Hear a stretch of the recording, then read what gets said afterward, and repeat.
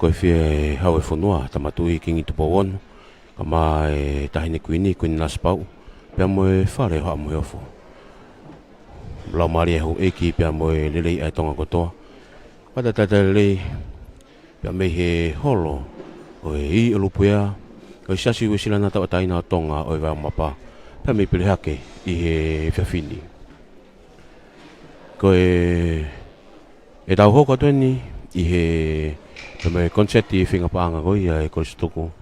Ka maa whaka e kau wakalolo tonga, e kolisi o kunsalo te, ka i he whiawhini o ku kei longo ngā tonga pe, e kolisi o kunsalo te. I ono teu koi e konseti ki he halawhanonga, ki he senturi tau te au e kolisi. Ko e pōnia, pa me he holo i alupea, pa me pere hake. Ai aku kau mai ki he konseti ko ni, ai kainga o nuku, pa me i kolonga, i sele hai wala, pa me utolonga a. Ka mua foki a alaki whanua, ai kainga tui pere hake. Malu o furilangi, pa me api, ko utumote ka. Ka maa e kainga koia e wau mapa, i pere hake ni. E a tapa pe ku ke mea mai me he iai ki he ui. Ai live streaming a Broadcom FM Profit.5 broadcasting. Ka me he holo i alupea me me pere hake. Ko e amenaki ke kamata e proklama o e poni. Malo mo e talunga, malo e fia. Tau whaftai ko tau pēdeo kua makumaf. O whatau i ki he tau maui o tau au sea ia e whiawhin. Pea tapu ki e kere eiki o e tamba tui preake. Tapu atu mafi. Pea mo e whare ama tāpuni. Tapu ki e tahine whawharangrang e ahoa. Kātoanga whioianga e whiawhin. Pa tapu atu ki e hawhakarunga tonga. Patapatu ke singai fofongai tamai. Patapatu ke priako ka ma ka fayako. Ka ma no ka ngau. Pe foki patapatu. Ka konstitutuku ko tope, ka fataha ye fafin. Ta ka fataha be pa mo te awa formata ngai sa me ta fata pe gatsioba. Ake mea ko toa pe ko tau ma, ko tau lot, ko tau i mo tau rau mari. Ko aho nia, pa mono whekau. Pakotui ke kamata akia e tau lotu he whiawhin. Kore ki he iwi. Whasi i maha tau fo i himi, pa ko whawhe e tangatai whawhkau, pa me he tutuanga kawa. Ke mea mai o kamata ange ha tau lotu, pa tau toki hoko atu e whihoi angai.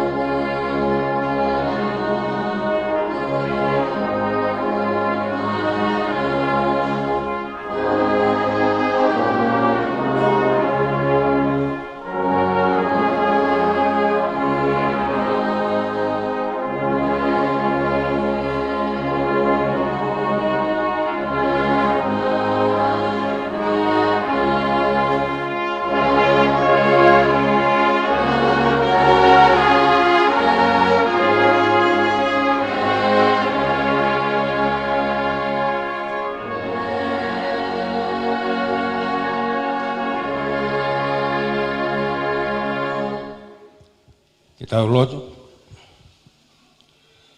e o toa mafi, e Fiona ko e Fauniteni o le rei kotoa pe. Tamai o ku hoko hoko o fuaki mea mo oi fori pe. Kaftai o ku tai mari e ai aho ko tūtū ni a ki mautolo ki holo whatangani. Ko tala pe me mua u teikpe ke ai ata e whetoto aki pe whiriuriu aki. Ko ki mautolo, mautou tangata, mo mau kuonga, tū moliriu. Ko ia Fiona i peia, talu pe me i mua. Ok, faini. Pe i pe, ke tai ngata. O pe he maulotu, e whamao po e mea kotoa pe. Whai pe a ke whinangalo aho a whia. Langa ngāo e o ku mau whai. Whai pe o whakatatau ki he ngai kuonga. Nei ai pe ngai tautangata, nei ai pe hono kakai. Na nau ngā wei e ngai kuonga. Pe whai mai ai. Pe kai koia pe. Kanai hoko mai ai ako ke ki whanua ko tonga. O me kau misnare pe moe lotu. Pe hange o ku tū mahangai e ongo ki whatongiani. Ke mata tono e lotu no whakapotoa he ako. Ke naulawa o mui muia e ngai uni mea. Ko tohi i he wholofola ka mai kau misnare na nau whau mai ke whanuani. Pe talua i e mokoi, hau e whanua, pe lau maari lelei pe mo e fofonga e siasi, ke whakatu o wako, ko hi ko e hako tupu e siasi pe mo e whanua.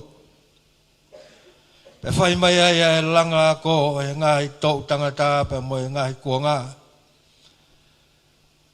Pe koe mau whanongo, ke ki ako koeni, ko aloeni ke seni ture e ako. Ko māmangia e whanua, loto whare o siasi, kai maa e ngai whamiri ko toa pe. Moi moi ko whai e siasi pa moe mai moa e ne awhia. Ko māmangia e atonga pa moe whanua. Rea u whai he whautusa me hoi aho.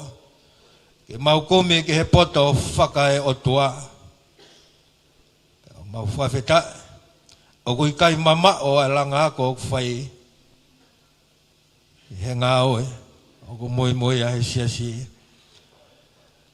Ia whi o whai mai. Ko he mau viviri. Ko hi koe ngai vi sone. Ke whailonga ia ki a senturi. O ia ko. Koe mautara noa pe ke seni turi. Ui ke hea tua no taa o na ia. Lahi au no mea kotoa. Monu e whakakoloha ku whai e heo a whio. Whakatūtū pe mo e polo kalama. Wawhi mai ai a kololo tonga. Ma whawhitai atu o tua maf.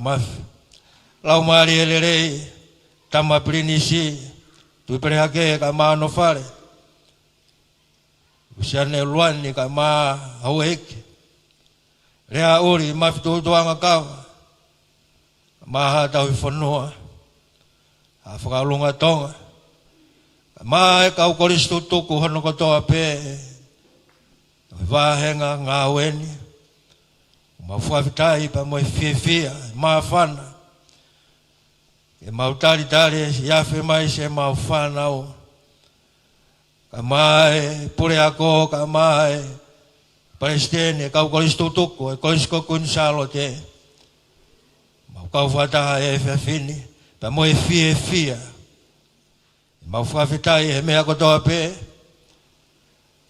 kai mama o pe me ho fofonga e mawhana mo e whatongia te mau whakat i he whiawhini kai mau loto e o tua maf kai kuku koe whai he wahenga ngā weni e whai longa ia ke o mau pou lelei e langa ngā o e whai pe me he pure ako ka mai koe sinolotonga mai ngā i koe stutu kotoa pe ngā hito uako e whakama anu e whatongiani e mua e a whiona taki ki mau tolu pe mau ilo ai ho mau whatongia totonu pe e mau whai e lawa ai e whatongiani angai whonga mai o tua maf ka mataanga e whatongia teo e pōko eni tawange tuke mau fia pe mau fia pe e iki a whei talo aloa o a whio o ngona e whawhitai pa moe huo ku mau hapai e hoa ko eni mau kore katoa ngā maalo hini wa whapeo aloko sisu kaisi ka ko mau whamo ui amen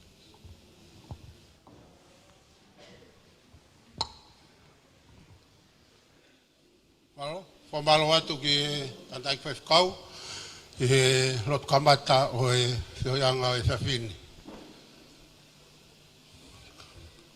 Ko e kore heni ki a mafi tutoanga kawa nawa mai mua whai harea taritari a e katoanga o e whiawhini. Tap ki he awhio e tua mafi i o tau lotonga. Tap moi kere o hata whare. Tama prinistui prehake. Tulo at mo whakalang langi o e whiawhini. Rei ti Luciane Luani. Tamai o eiki o Queen Charlotte. Atapo at mo rea auri. Aripate whika i puaka ka ma kapkawa. O eiki e wahenga ngā weni. Tapu mo e pure ako, Koris Queen Charlotte, ka ma e tokoni pure. Ki utalahi. Atapo at ki tangata iki whai whikau. Au mai fofonga katoa ko miti a Koris tuku o Queen Charlotte. Kau Koris tuku ko mo mea mai. Mui mai i taini whakalang langi. Atapo mawage mai moa. Ka mai whaifi. Whanau a kololotonga o Koris Queen Charlotte. Pea kou kore. Ke huwhanga atu he tala whakatapu kakato e whanua mo lotu. Kai apo ange ki whatongiani. Tau piki atu he kawha o re hauri. Ke tongi whatongia ko eni. Tamai o eke Queen Charlotte. O tatau mo hea e whakawheta ki o tua mafi. Ai ka aenga tau ma prinistu i preake ka o ma aengo kolonia. Ke tari rei ho mea mai. Rei ti Luciane Luani. Ka maa pure ako. Ka o koristu tuka o maa whanau ako mo i whaifi. Ke holo i o lupea. E talo no talake kātoanga ko eni. Mo i kai kei mapuke fie ka o koristu tuku. Ke mo mea mai. Pe koe haki se ni te mau he pōni ka mauinga o mou mea mai. Ke tau wherongoa, ke tau whakakoloa ko eni hiri ange ia. Ai konferenisi. Hono te au. E te watu pe moe aho o e korisi ki he wafu wao no. Koe loto ia moe lau maari e. O koe hikaenga e tam prinistu prea ke moe wahenga ngā weni. kau whewhine koe ke lava puke ifo, ke o wikai ke nau lava nau tofu ka maa opo nau ngai api. He weke ke pōni mo kātoa ngā. Tamai o eke kuinsa alote. Ako whakahoang e ke whaiwhekau he mama kawa. Rahe ngai whaamiria nei kai aha whakaiwhiawhia he whiawhini. O si mai e kau korisi tuku ia, o taritari o mea mai mo e korisi. E lau maari e ia, o taritari aku o mo mea mai. Tawange peke monu ia e whiawhini. Koe pe whoke taimi whakapere hake ia. A kou kore atu pe, mo whakamore. E ka ingani. Whakako atu e ofa pe me he whaiwhekau pure reo, tamasia mapi. Kau mai ngo whaiwhekau, kau mai kau se tuata. Kau koristu tuku, kau mai ka inga lotu kotoa pe. Tawange peke mawa konsetu e fia, e fia pini. Ofalai atu, lewa malanga kau tau atu. Malo, whamalo ka mafi he rea taritari. Hai pia hianga e whiawhini. Pia kua ata e whanga. Mana tu koe koe tau whiau ta alunga koe tau aise e nitien. Tā mea, ikai, kore ke iwi. Tuku i maha fwoi whase ta. Pai he tua koe iwi koe tau alunga whaamai whai klasi misinare koa aho. Pia te tau hoko atoa u klasi misinare. Toki whaitari hape o ngō kolonia. Hu mai e nau ta alunga, hau pa mo ta alunga e koristo tuku. Pea ka pau e osi ia ko teike whia maari e ke he tau te pire. Te tau alu ke whakakorisi, kai, te tau takai ke otomotu. Te tau iku ke ngai mea ko ia ka pau he kaki e whia maari e. Ke mea koni ke te pire. Iwi, tuku mea whai whas. Pai e hire whai whas koni. Ta alunga whaamā whai e kasi misinare aho.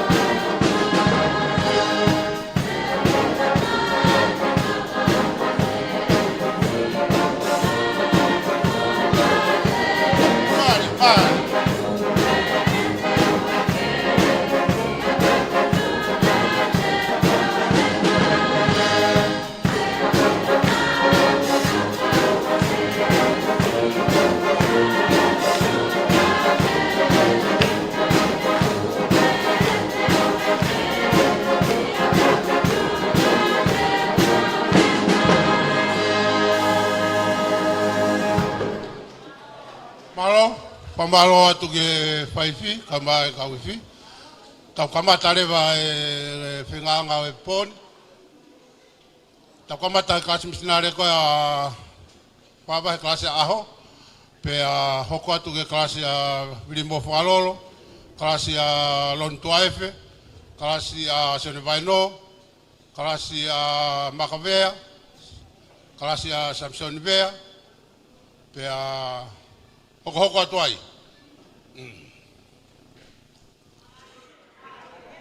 Pea mo kalasi ko dia ponunga talavou. Kalasi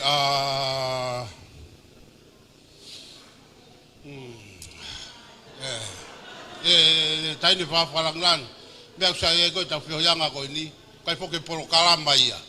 Pa ni kai ko ke polo kalamba ai ma pos he poni. Ka ko pe te pure he poni pe ko fe time te tau toki tu kuai.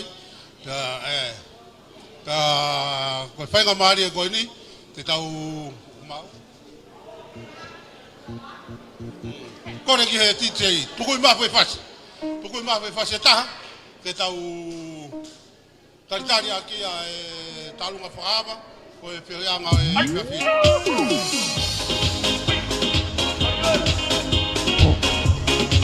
Ngada tatari leike tō taha kotoa pēa ko eki, mo tonga kotoa mo mea mai ki he komwholanga tonu e pōni. Pea me he holo i olu pēa, pea me he perehake, he wā mapa. Ko waka aina ko tuku atu, pea ko kabata e whenga pānga o e programa e pōni. Pea ko haka e whakatau kei o e pōni. Ko alfa kalasi aho, ai ngahi tau olunga, pea me ngahi whakameite. O alu pehia i pea. Pea kapau e ikai ke whie maari e ki he programa ko e pōni. Ke tau tau hokati ke ngahi apiako, wa te peki ngahi otu motu ka ke mau ai matangtangi pia mo e mau e poni. Ko ki ape va be me tau pinga panga ko ia. Ka me la me katonga. Pa tu mu havelu li ku pa mo hasini. Panga mo ke tolu mano wafe wangeau tolu viva. Tolu mano wafe wangeau ma tolu viva teni deni manoa. Ai pinga panga ko ia na whakahoko.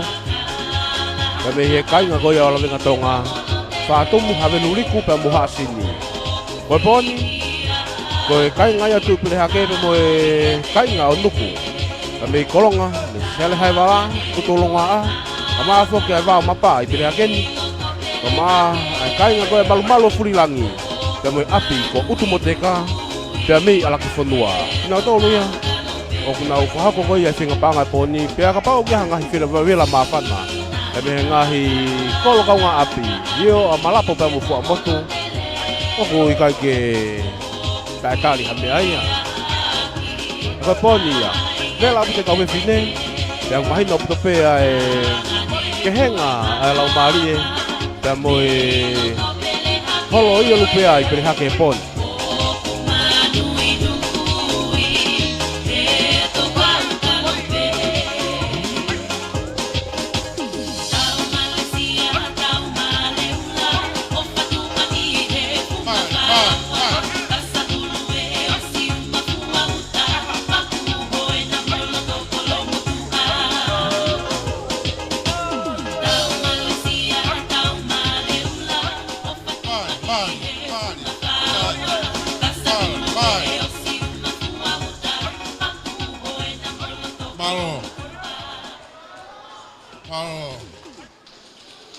Talunga whakaawa, ainia te tahoko ki ai.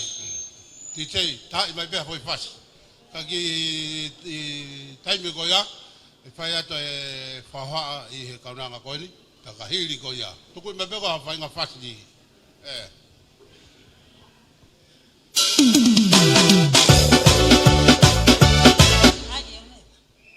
Ko kole ke u ngau e pea e whakatap kakato ko o swhaiat pia mei muani. Kai atamu ke whaiatu aki i whatongia koeni. Tapu atu leiti luani. Kai atake whaiatu ai ki whatongia koeni. Koe ki taolunga koeni. Ko kole atu ai pe ki he pule ako. Koe ki whewhine koen tene whaita alunga. Ko kole ila lo wae atu. Ke huat ki Queen Charlotte. Koe ne taimi koe e maawai ke kolisi te mao atu o atu. Whaahinga ako pe ia ai koloa pe ke foki mai ia ki heni ke aho. Kone lava pe o taritari ai tahine ko le tiluani kai ai hato mea mai. Ko ki tek yo ki ta olunga ko ni ko e kamata ene ki wala ki fine eiki ko Erika Siare Aho. O ki kai tene lava mai to leka kono tau walufa ene ka oku whakatek me aki i tau olunga ai enau kalasi misnare ko e tola e tahafe kamata aki kalasi ko ni to au fatu pe mo tala monu o kumau amanaki lele pe le tiluani o wate ke hohaa ko kolistu tuku ko pau pe ke fai ke ao ai me aku mo loto ki ai kolistu tuku komite a kolistu tuku ka mata ine pule ako o wate mo tu atamati ko mau no fone ko pau pe ke fai ko e kai ke mau lava ko tamatangi mai en kai ke lava sfakasitua ka pau ko mo fai mai tangi neongo ko vave pe pupu ataimi pau pe ke mau fai ko ha se ni te mau o atu ia ke fai aki ho tau fatongia malo tu au fatu Paro pamalo atu ke kasi misinare ko ni pe tambea tuku mai foi fasi ka fai mo tau kamata Wisata kono se opere hake mate o tu fernite bebe o makamai le ri wakia ka te ware e fia ao na kia te koe Ia koe kasi mala e programa e poni e whinga panga ai kosi tuku e koslo tonga ai kolisi kuntalo te o e whawhonga ia o Erika Aho ka mo e matai whika tolu hape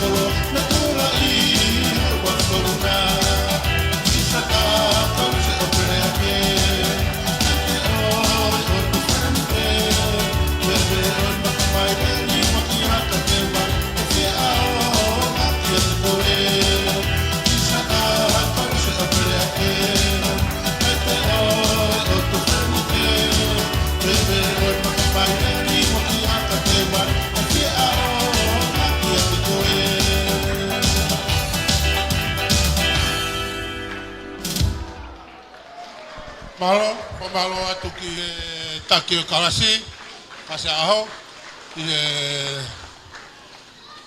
talunga whakawa o e whiohianga o e whiawhini te tahoko atu ki kalasi koe a loni tua e whe pa he tua koe kalasi koe a loni tua e whe tahoko atu ki kalasi koe a reha uri pe a kore ki he whai whi tuku i maha whai whaseta pe a ko kore atu ki ngai kalasi mau unu mai ke vave.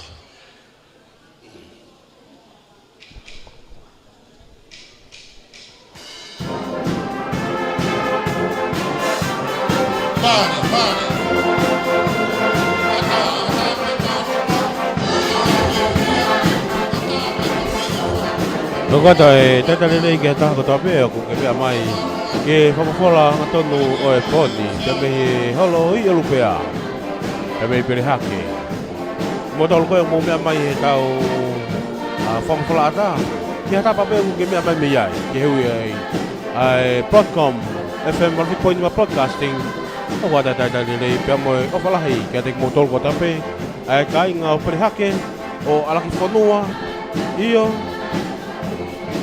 a kolonga sian hai wala mo me mai ki famo kolonga tonu o e pon i hata pape ki me mai pia me ai o e ki modolo ko ya me mai mi frema guayola pero hata pape oku ata pike ke kau me pe me fia pe me apinda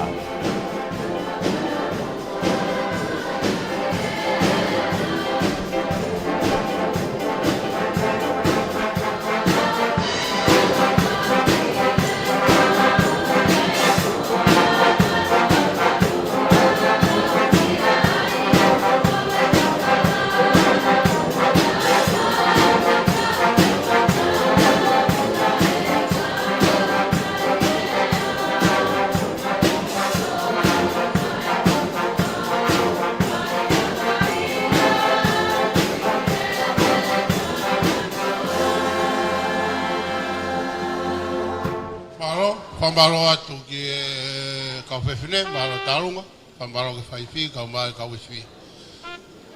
Kone atu ke klasiko a loni, klasika mau, unu mai.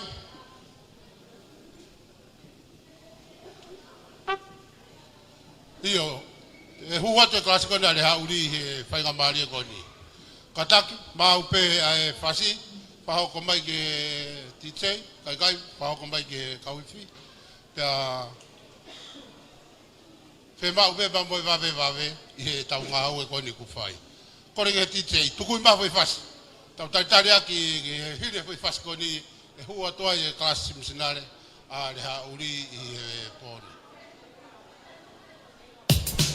oua ke na tau lave i he kamataanga ko ia oi kasi malai oi koncerti e poni panga da hafe matai fika tolu e tui e kai to holo ia nga matai fika ai e hoka ko ia tau programa ko ia e poni kamo e koncerti hala fotonga ke senturi io ai finga panga ai kolesu tukum o ma kolesu lotonga e kolesu kunsalote e senaki ki he senturi tau teau o kolesi i he wafe wano ama foki ai siofia ngahi misi ke ngahi whakaamu ki he whakalelei o api ako iyo ngahi iloki ako ngahi tesi ako ngahi nau ke whakaongai ki he whakalaka o ako pe moe atamai i he kolisi ko kunsalote ako e mai moa tahine ko ngawhanua tahine kuini salote tupou whanotolu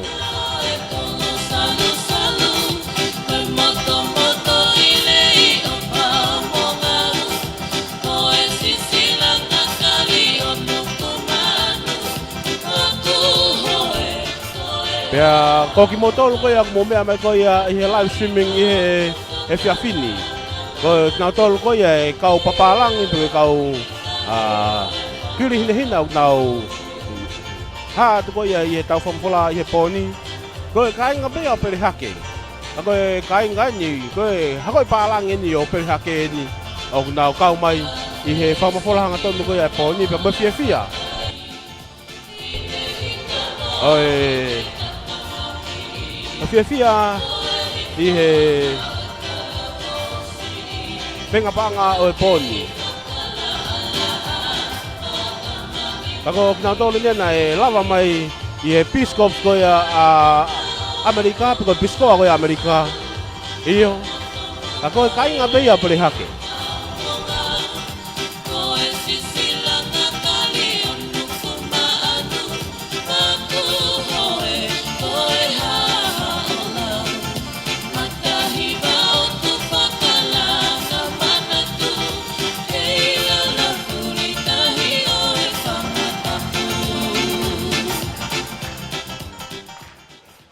Palo atu ki TJ.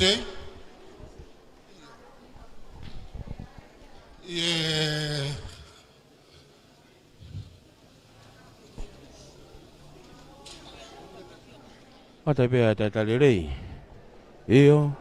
Ko mawhanai holo i he poni. Neongo ko hange ko ia ko e tau lava mai ko ia. Pea mei he tuali kutonga. Whainga pare ko ne hua te karasi ko ni ko abirimo. Pea mo kuri whalolo. Oku moko hono ea. A koe poni. Ko kamata ke levela.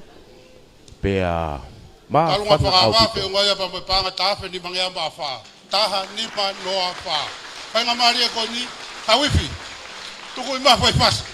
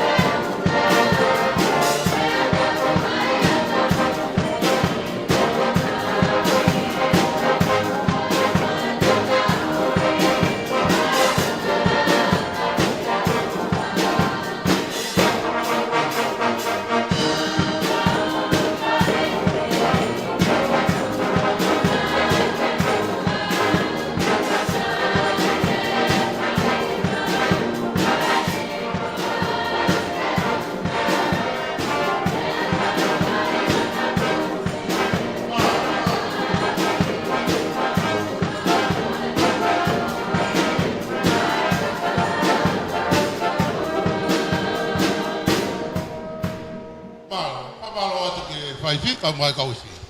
Talunga kon te taho ko ke talunga ya kalasi a kuri falolo pe mo brimo falolo pa metanga kalasi. Tahine talunga ni. Ko na tu ke ka kuri stutu ku mo huma ki falen. Mo huma ke tau. Kalasi ko ni ko re ha uri fe pa mo panga talunga talunga ful ma fa. Tol fa. Talunga ko ni ko taho ko ke ai kalasi a kuri falolo pa malo atu. Tahine whawhalanglang, i mau osea, katoanga pa me whia ko utawhai e whawhini.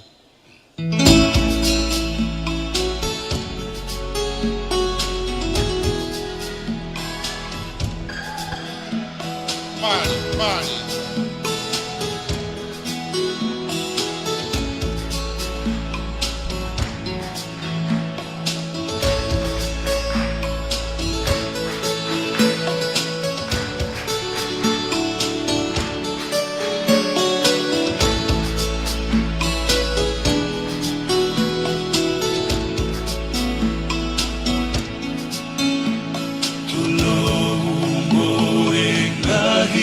Kalafuape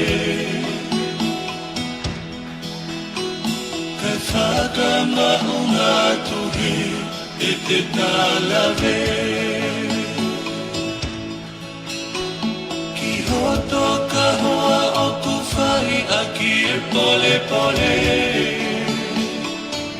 Ilo he tonga kotoa Ilo I he fo I kolote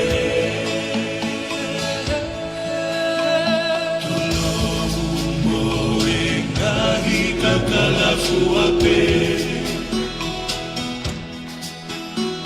Kafaka maungatuhi Ete talave Kihoto kahoa o kufari Aki e pole pole Ilo he tonga kotoa Ilo I he fo I kolote Kuoka papuna e ikale haue ata Tangi e fo I malau o e ta aki moe ata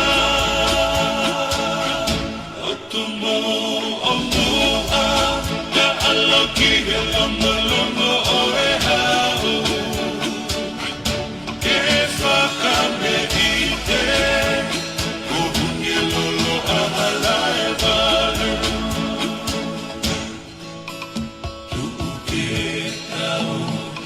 Eva o kamalu e fiafi O toli matala he takala fika uluaki Alaha manongi pe akala noa hua aki Koto he ilala whaka o tushia te uke talaki Tuku te tau o ewa o kamalu e fiafi O tori matala he takala fika Io o ka a Eva o ka malu e fiafi. Pea mi he vao mapa i he poni. Ko e whine mui koe na ne whakahoko atu ai tau olunga o e kalasini. Ko e whine mui ea ko hala mehi la tū.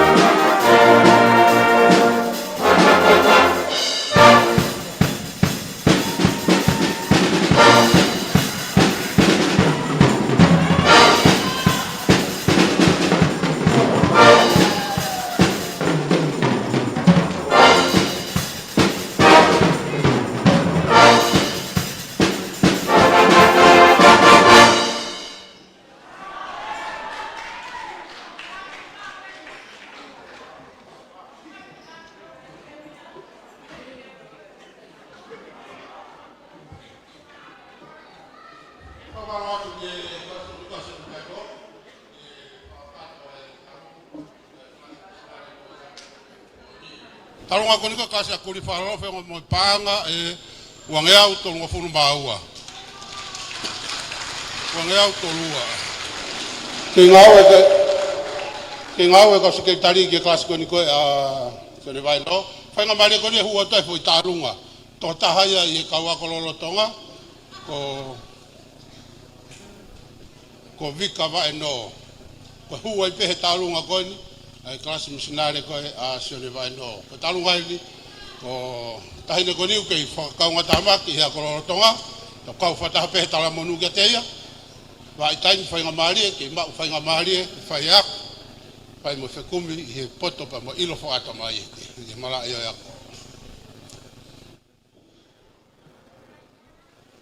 kata mo to mai fasi to kumbai fasi ki tixei pai mo tuku kia ke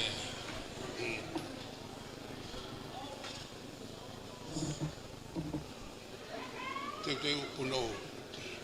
Since mobile data is turned off, you have to turn on Wi-Fi and connect to another phone.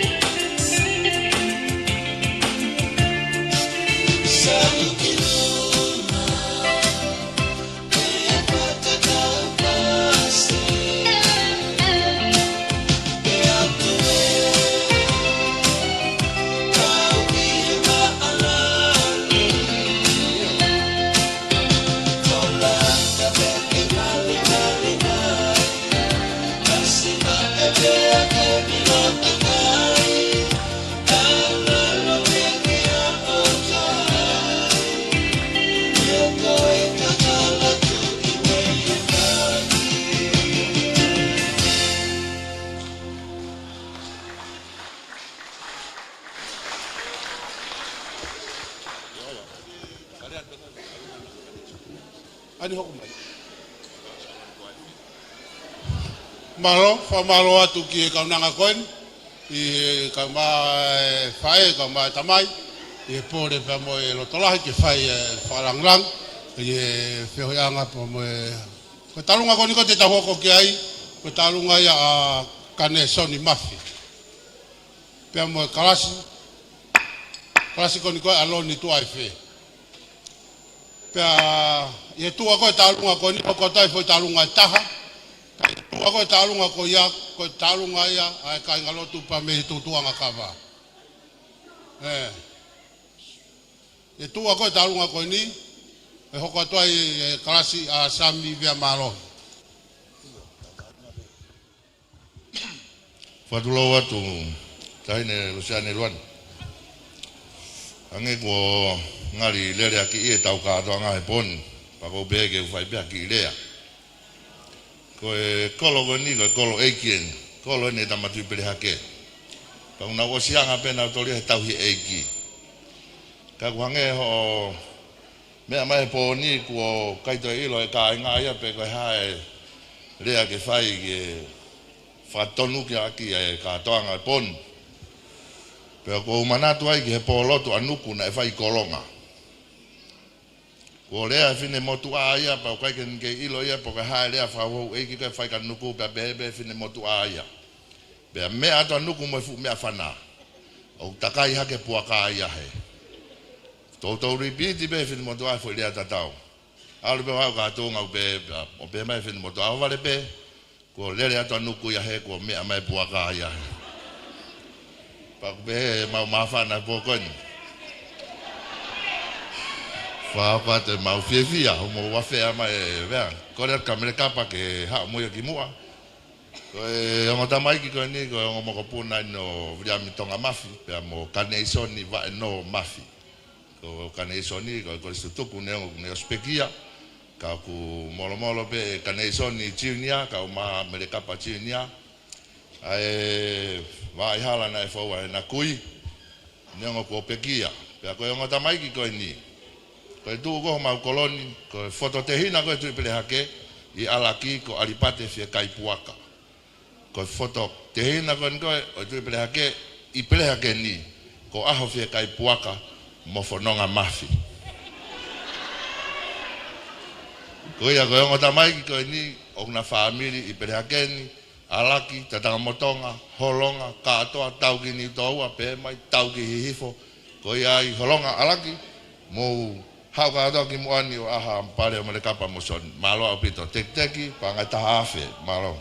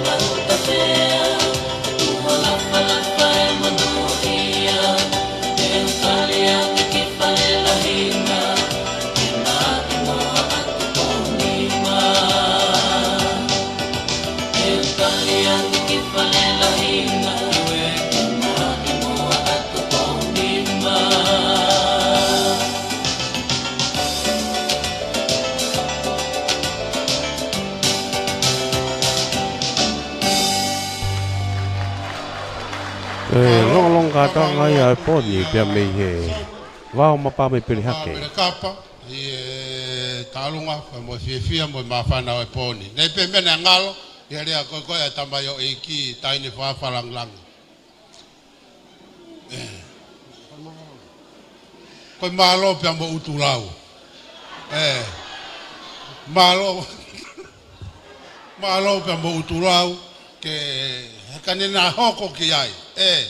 Ke talunga ko ni ko e klase asone vai no pe mo talung fataha pe mo talunga ko avi kafe ngoya pe mo paanga e valunga fitungo fulumba nimba valu fitu nimba tua ko ni te ka hoko atu ke klase ko asami sami ve malo hi ko ke ka fitu ko imba foi fas pe tua ko klase asami iyo ko talunga ko ni klase ko asami ve malo hi ka wa pe mo ngo kaunanga ko na ko ngo mahanga Ratonga fatongia ya piako pia pataha ya pe na talunga pa klasi sami via malohi pe tua ko ni e ho maya ya talunga kai ngalo tu pa me tu tuanga kava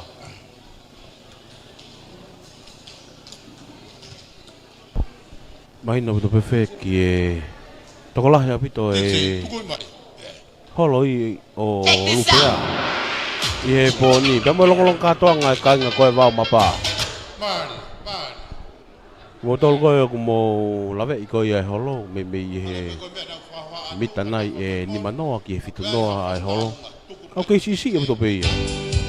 Mai no e longo kakai ai wao mapa ie poni. Poni watua hake pe mo loto.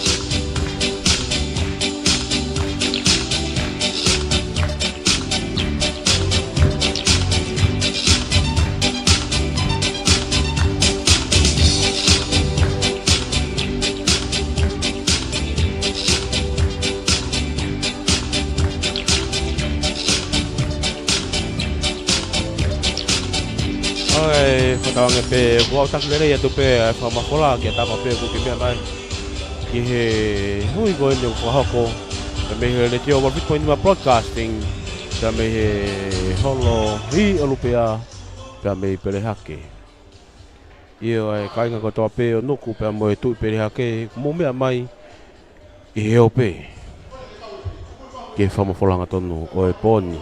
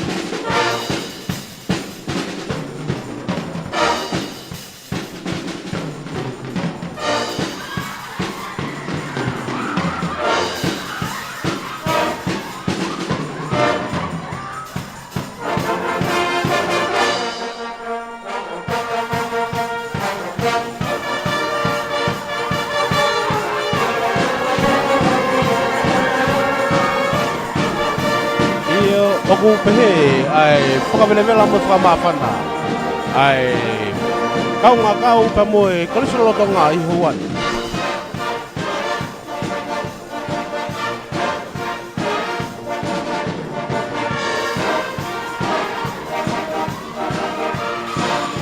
Man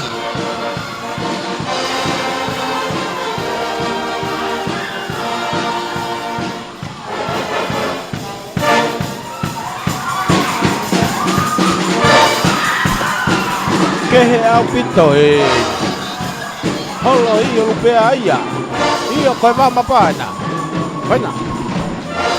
Koina koe se hama aina koe utulonga aina Kamu malu-malu o fulangi. Iyo kato ipiai. Ai, kau kisko bona kamu. Kau hula yo to. Talunga pamalo fia. Talunga ko niko ya kaneso ni bafi penga pamo panga tafe ono ngau ni mga furma hiva. Taha ono ni mahiva. Talunga ko niko te taho ko tu kiai ko talunga ya kainga pame tutua ngakava. Pa ya tua ko o talunga ko niko kainga pame tutua ngakava. E hua to e talunga class missionary a makafalani bea.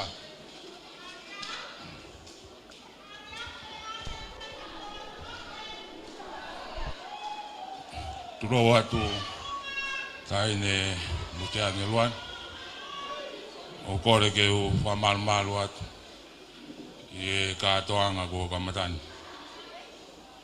to be mo ke fa ka to ai ma fana ba mo e fia ka inga kap kawa ye ka toanga e fin tu be kai pori ke veitona ama taine puria ko mai koris lolo tonga ko kainga fai fatongia belia kag mai heni be ke popo wat ko ya ko langa ngawe ko fai e korisi ko le ke kainga kapkawa ki mukata ko me mai ko ke TJ ta inda bia we fast io fast lahi ke famete ngoki kaunanga ko malo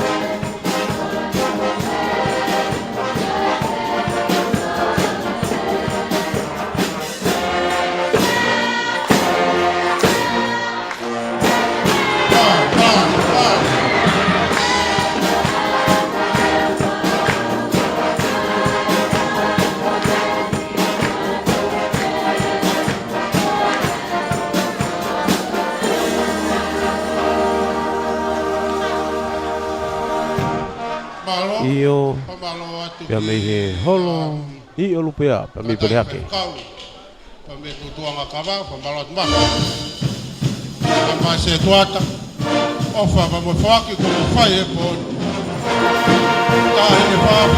lagi ka mai puna.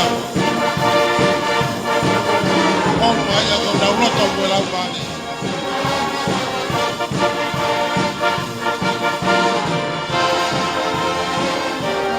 Các ơi, cái ngay có gì chùa hồ lô, cái phát sinh là gì, cái nào biết mà kêu tuần.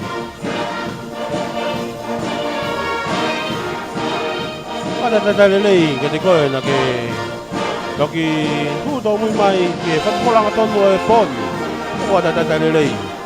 Kami pes coi live streaming platform FM Profit Point và broadcasting. Kami vào mà pa mi perhake iPhone. Iyo holo siya sila na tao tayo na tonga di Olupea.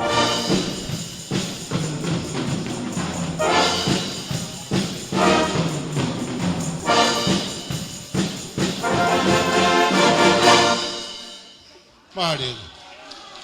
Talong ako ni ko te hokot ko talong ya ang kaunang ako ni. Ko tonga kaunga tamak I apia ko kunsalote. Pea fatahaya ba kalasi Samsoni pea maalohi. Kaya tu ako kalasi ko ya hokot kalasi a makavea.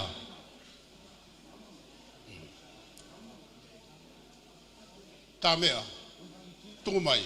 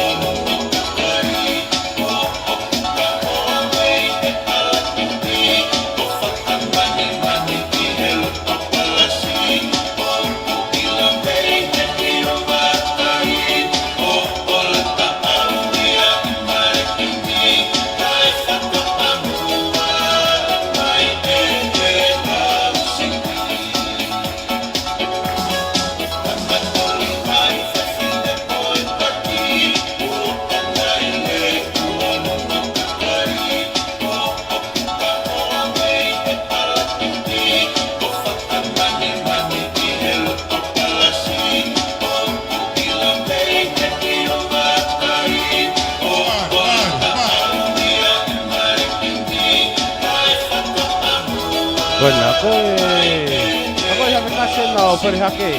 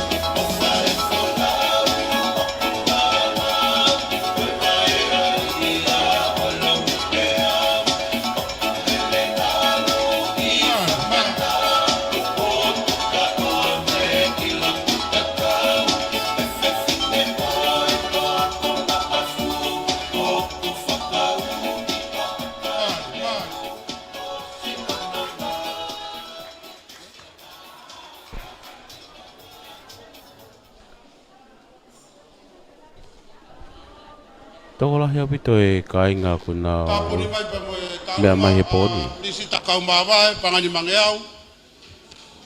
Taru kain nga lotu pambe tutua nga kawa. Penga pambe panga tahamano ma. Tolu ngeau ma taha. Taha noa tolu noa taha. Talunga ko ni te tahoko kia ko talunga ya kalasi a makavea. Kataki. Tambea.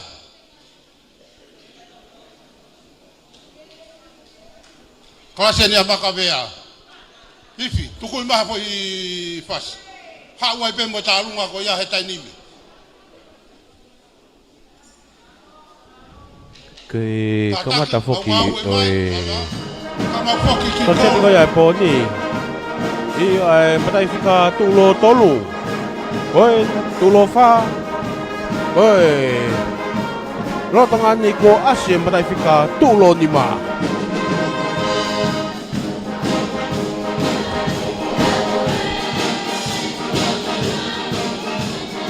Talunga ko ni talunga kalasi a makafalani pea. Kaya tu ako ni kalasi ko ni poko to talunga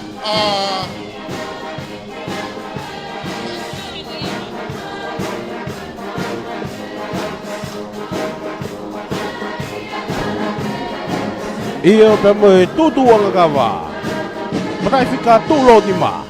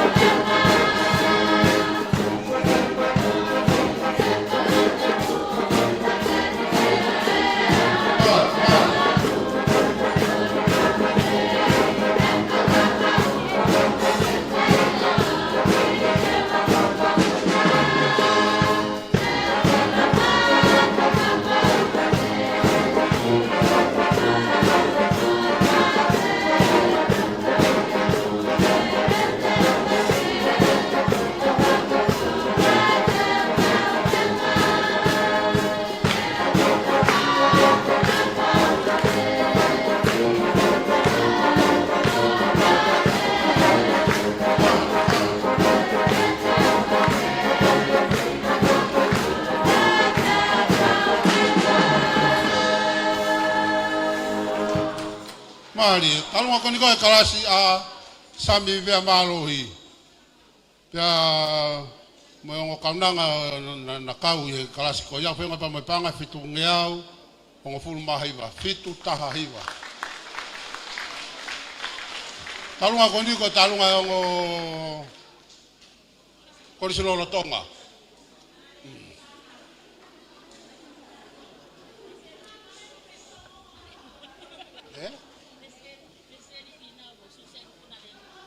Ko resiari finau pe mo suseni puna reua.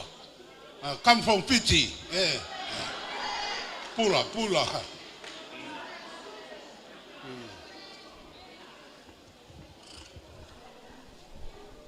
Koe tala tuku holo foki ngai kolo ko ia keni o tata te fitoni ku e kaunga ki ai ai kainga ko no kupa me kolonga e kainga ko ia fisi Kawifi, Pula tukul vinaka. me pata foi fasi. taga e tata dire atu ki he tona ka to pe ku me mai e ope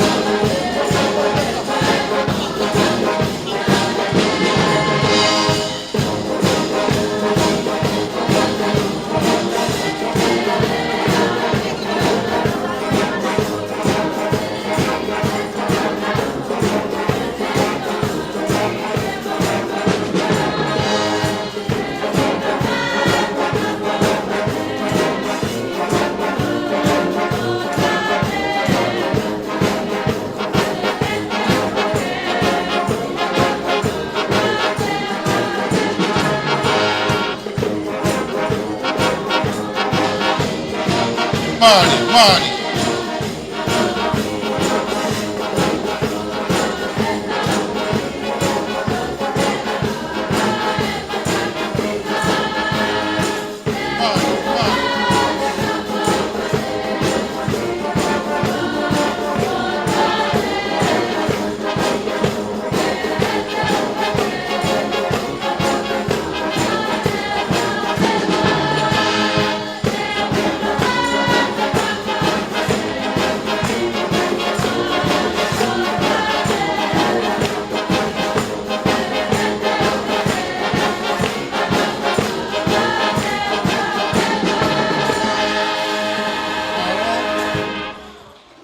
Malo, pamalo atu ke ngokau na koin, malo talunga, malo fefia, malo ofa, malo maupaanga.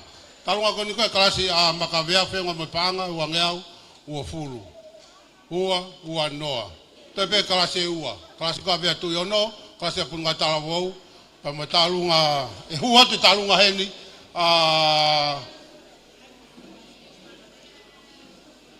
kalasi koni koe vea tui ono, pa mo hongo kaunanga koni. Kei whakaunga tamaki I hea pia ko kunsalo te. Whamalo atu. Toi pa makalasi e punga talawu, pa mo e talunga.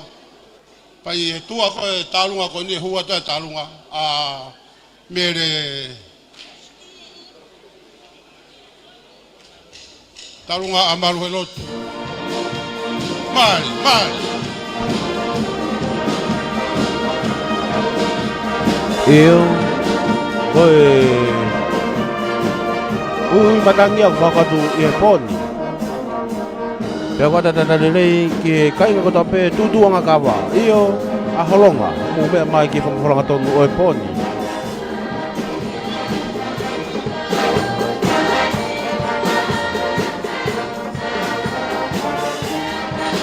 Mali. Yes.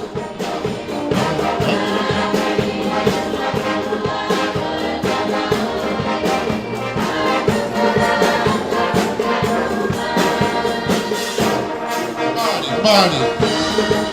Malo tau, malo e fifi. Malo e whakaro ka pāka.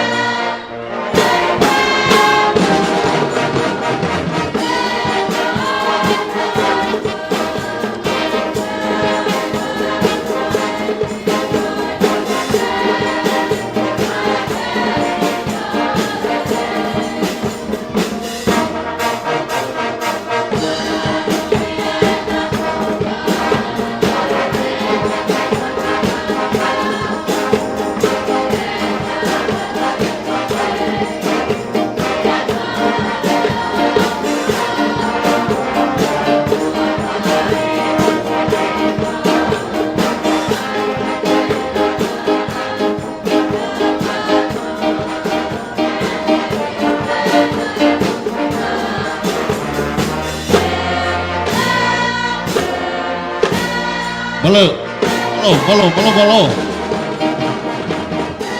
Mari terus berjuang.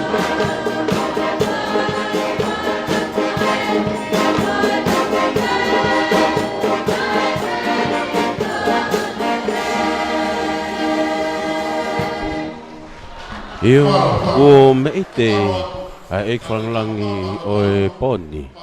Kahine ko leiti luani, lusane luani. Ko talunga. Te mo e katoanga o e poni. Tā mea, tuku I maho I whasi. Tau taitari ake talunga koe amaru I lotu. E reim tatau, tau tahataha tupe. Ai ngahi. Te whatulo watu Luciane. Whamore iau. Talunga. Koi po whakangaro ngata. Kua ngoang e ke tangata iki pe aku ofa mai ko tok. Ko ia gua ke mamana ke fofonga mau fa e. Mele tai ala uhila. Ta ufa. Ta hiva fa hiva. Aku ofa atu. Neo ne puri. Kau kei mana iki ne ofa ia teng mau tolu. Kai ke ame ma. He kai ke heni. Ai fai fe kau kono wiki. O ofa ma te vita fa lolo ka teng mau tolu. Kau koris tutuk.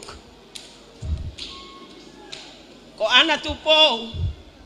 Ko ne fa fofonga tu pesi ana tu pou. Ne ongo ko ne mama. O ki ai mo ki uri ke fai fe kau. Ko sis fa lolo. Ka ko ana tu pou si ien. Ko ne fa fofonga he poni Luciano. Ai loto e tangata eki. Ne ongo e masima. Ka aku mau ingat poni ka te mau to. Ofa matai to. Ofa mai me fai fe kau. Kai ga me mau ki family.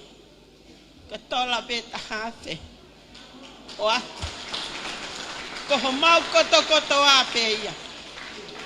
E ko ia. Ko le kia ana. Ke lava mai ke te pileo to no te ki.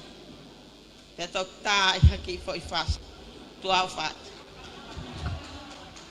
Malo, pa malo atu ki malo elotu, ka mai whanau, mo put, malo moe ofa, pa malo e manatu, ki tahi a pia kong pore ai a hapapini, pa mo sas musilana tau tainga tonga.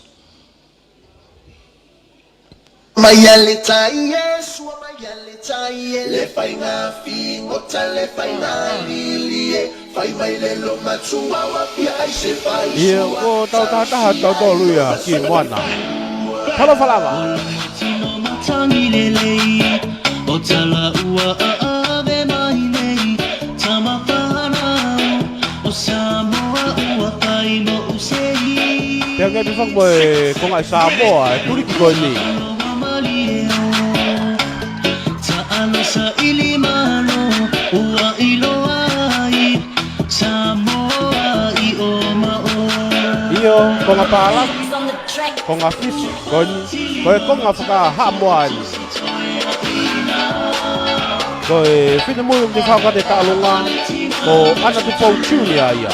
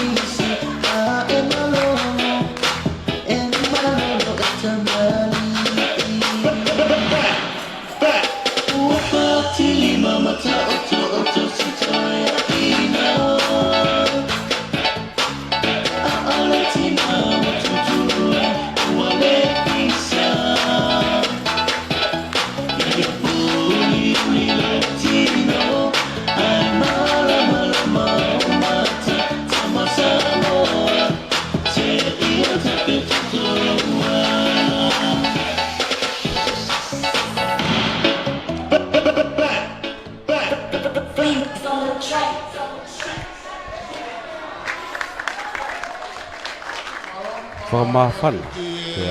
Malo elotu, ka mai whanau, ka mai whamopuna, malo e ofa, malo e whiawhia, ka malo e maupanga. Talunga koni koe le siari whinau, pa mo reua Susana. Pangata hafe, tolu ngeau, tolu ngafuru mawha. Taha tolu wha. Talunga koe alai si atu iono, pa mo kalasi koe ave atu iono, panga iono ngeau, tolu wano ngeau ua tolu, ono ua tolu. Talunga koni koe te tahoko tu kiago talunga kau fōu. Ngalu, tahine koni kei whakaunga tamaki, i hako lolo tonga. po te pe mo ui fia fai fo haungai fai nga mari fo kaunga tamaki malo mua taini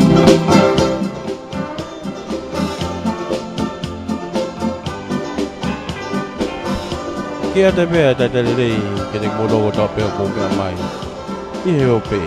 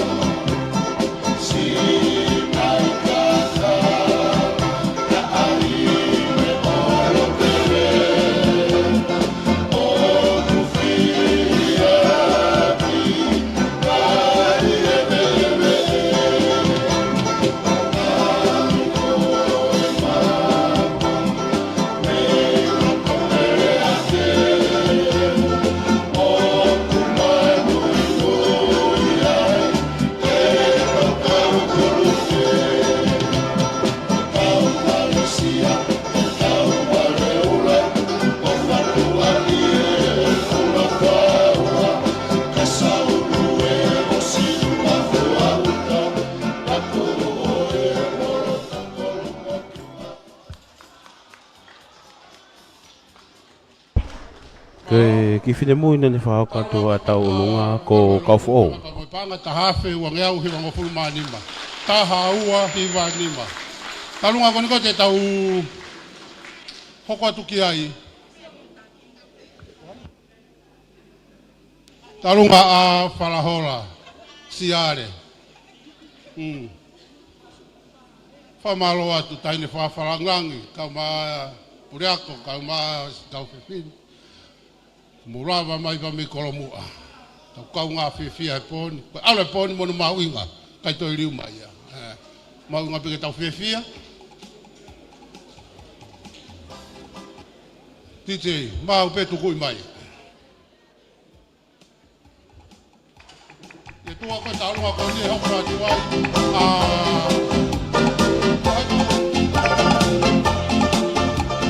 Alute, pia moane, luka.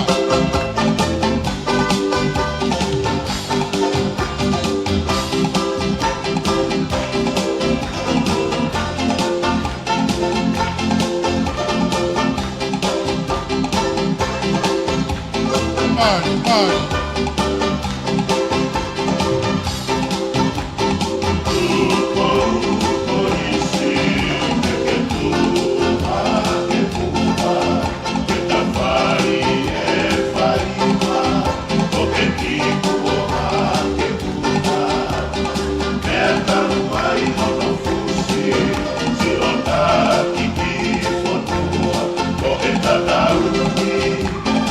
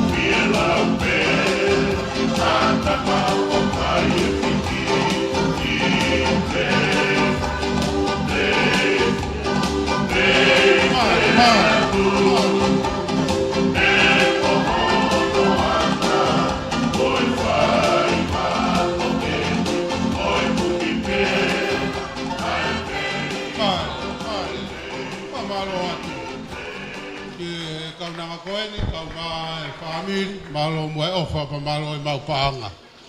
Talunga koni ko ku ke ngawe ka sekretari ke talunga koni. Kita hoko ki ai ko talunga alute. Luka. Talunga ko ambere taufa, fenga pa mo paanga e fitungiau hongo fulu manima. Fitu tanima. Koe ki whine mui koe na ne whakahoko atu. Ai taulunga koe ne toki osi. Koe o whalahola mau. Koe hingoa e ne o mai ki he perikoni. Ko kei pwhanga ngahi whakai kui e ngahi whaamiri.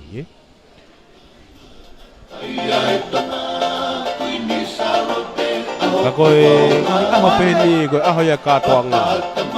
O ku tālai e ngahi hako. Koe ngahi haa. Io pe me he I o lupea. Io a vau mapa. E mo holo sasu sinanga tau taina tonga o pere hake. I lo tongani. Ba o ke fe me aki hala tau fa hau. Io ia fe mai ko ma tolo ni sasu sinanga tau taina tonga. O ku fa ko me ia fa fulanga tonu o e poni. E ko tiuni ni mai be. Ko le ko ka nga fa nongo. Ke mo fa nongo mai ki he Pesco e Broadcom FM, Golfit po ma broadcasting. Kaya may birihake.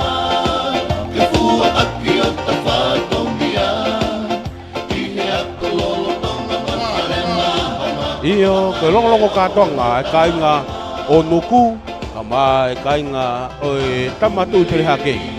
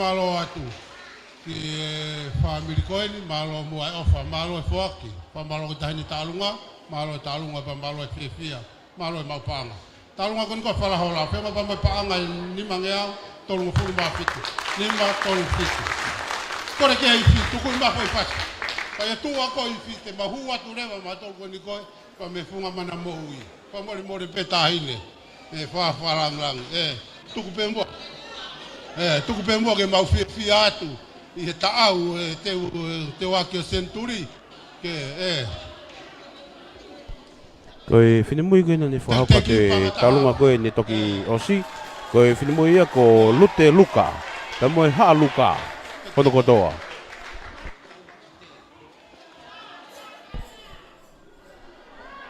Kore ke fitu koe maha hoi whasi. Oh, haa wai pe.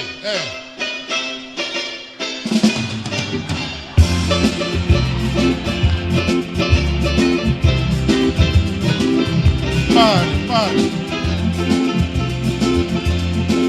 Matami o funga mai mana ia ai o mona ai o que fale se nola.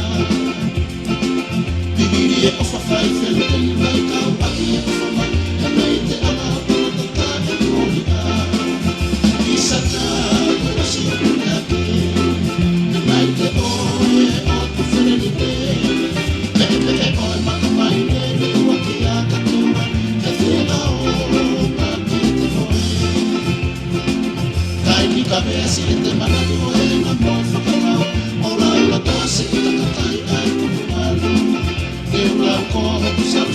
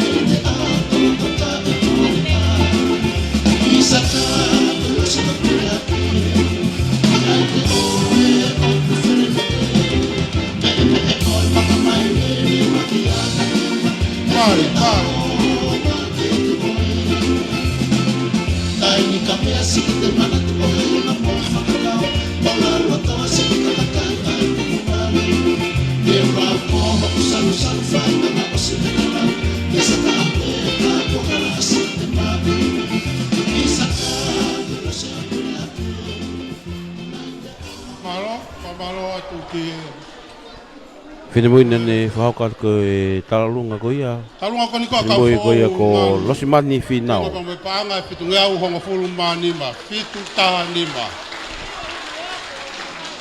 Ko kau fu. Pe mo e haa finau. Kono ko toa. Mo pe tahine whaafaranglang pure ako. Tupe mua ke u hopu atu i tau mua. Whahauka te whatongia koeni. Ko ngā ko si whanau. Pa me hi funga mana moui. Kau mai ko ristu tuku. Maurawe i pe te waki o kātonga au te waki. Kai te mau no whanoa. Ka tuku peke mau tuu ke mau kau whataha mo ki mau tolu. I fia pa mo talaki o te u kātonga au whai. Mau tala monu atu taini pureak. Pa mai tahine whaafaranglang. Ko hui ko e ranga ngau e whai. Ko monu ia anga ia tonga.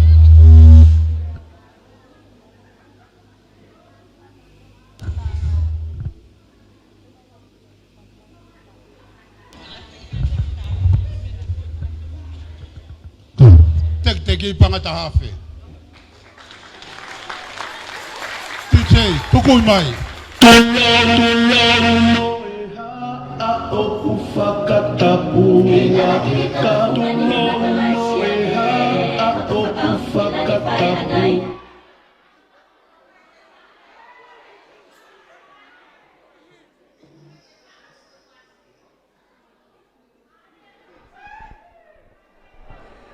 Ko e ronga ko he tau tari ki he ngai whasi, he? O ko te pētai te re me te moto, kotoa me. Iyo, ko e whase ngai a koristonga i he hauan.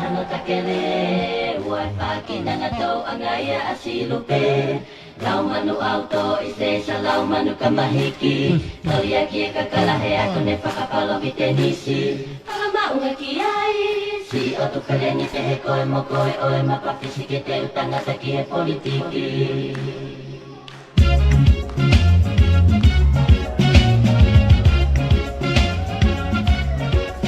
Iyo ko e taimi e te whangalai o te. Ko e pēna ke... Oku ke... Lawa mai me whunga mana moui kana ke manaka whiwhite ki he kunsalote. Peo ke mahoa, peo ku kai hao kāpunga me kunsalote. Iyo, ai whunga mana moui kotoa pe. Ki roto ia i taimiti.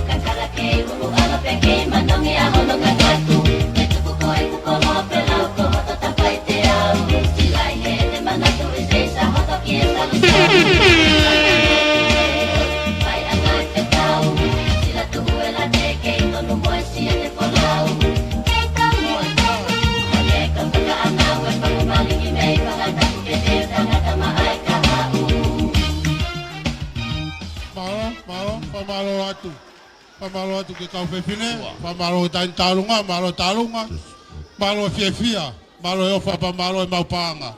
Talunga ko ane. Vave Pia gihala. molute. Pia pa mo panga hiva ngeau. Ua fuluma nima. Hiva ua nima.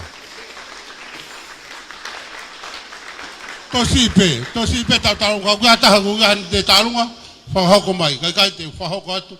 Hai utalunga ku keito e. Kore ke whaifi. Tukui mawhai whati.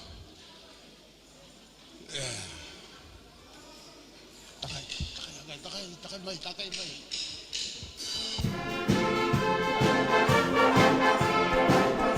Ia oku kei hoka tupe ai whakamere la ia. Na mei holo sa tusina tau taina tonga o pere hake. Holo i alupea. Ie poni.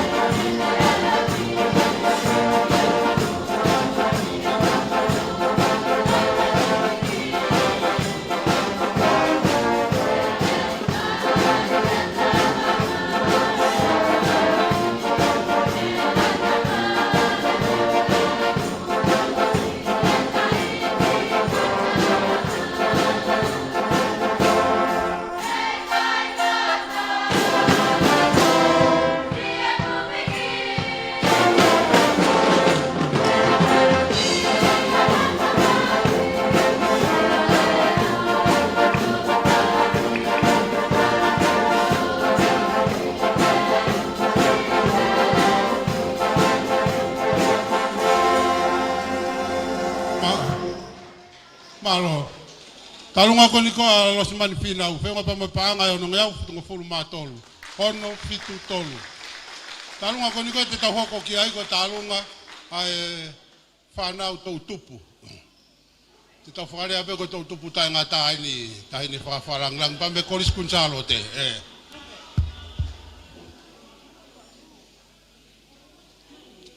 Fa malo atu. Ta ini fa farang lang ki ma osea kama puriako kama singai fai mo wafe mai ba me Kolombua ke tau fia ka kolis to toku aru ai poni pa mono mau inga kai to riu mai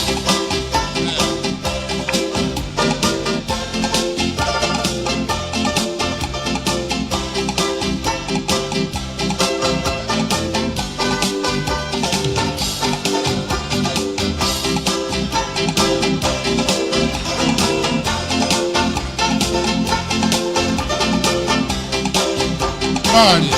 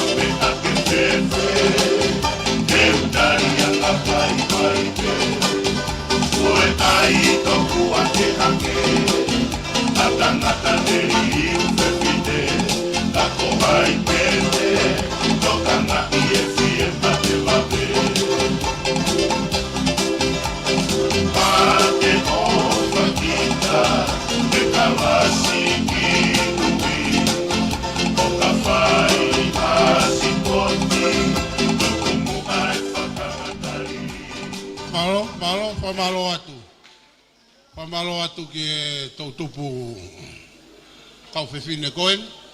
Ke manatu pa mai ofa ke tahaya peako. Whalava mai e tarunga ko nikoa te re, whenga pa mai panga, tahawhe ma whitunga fulu maa walu. Tarunga ko aane pe molute luka, whalava mai o panga e tahawhe. Pamalo atu. Ka kosto tuku mo unu mai ke tau taranoa pe te tau ulotu tuku.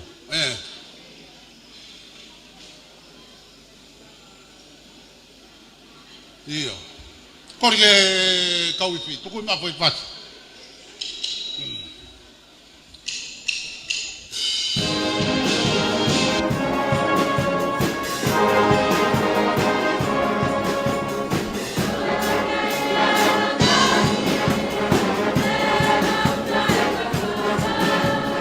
Ebe whatawange ko atak lele atu a whamafola ki a tapape ko ke mau. Ke mea mai ai me mau e ui tau live streaming ai platform me whema point ma podcasting.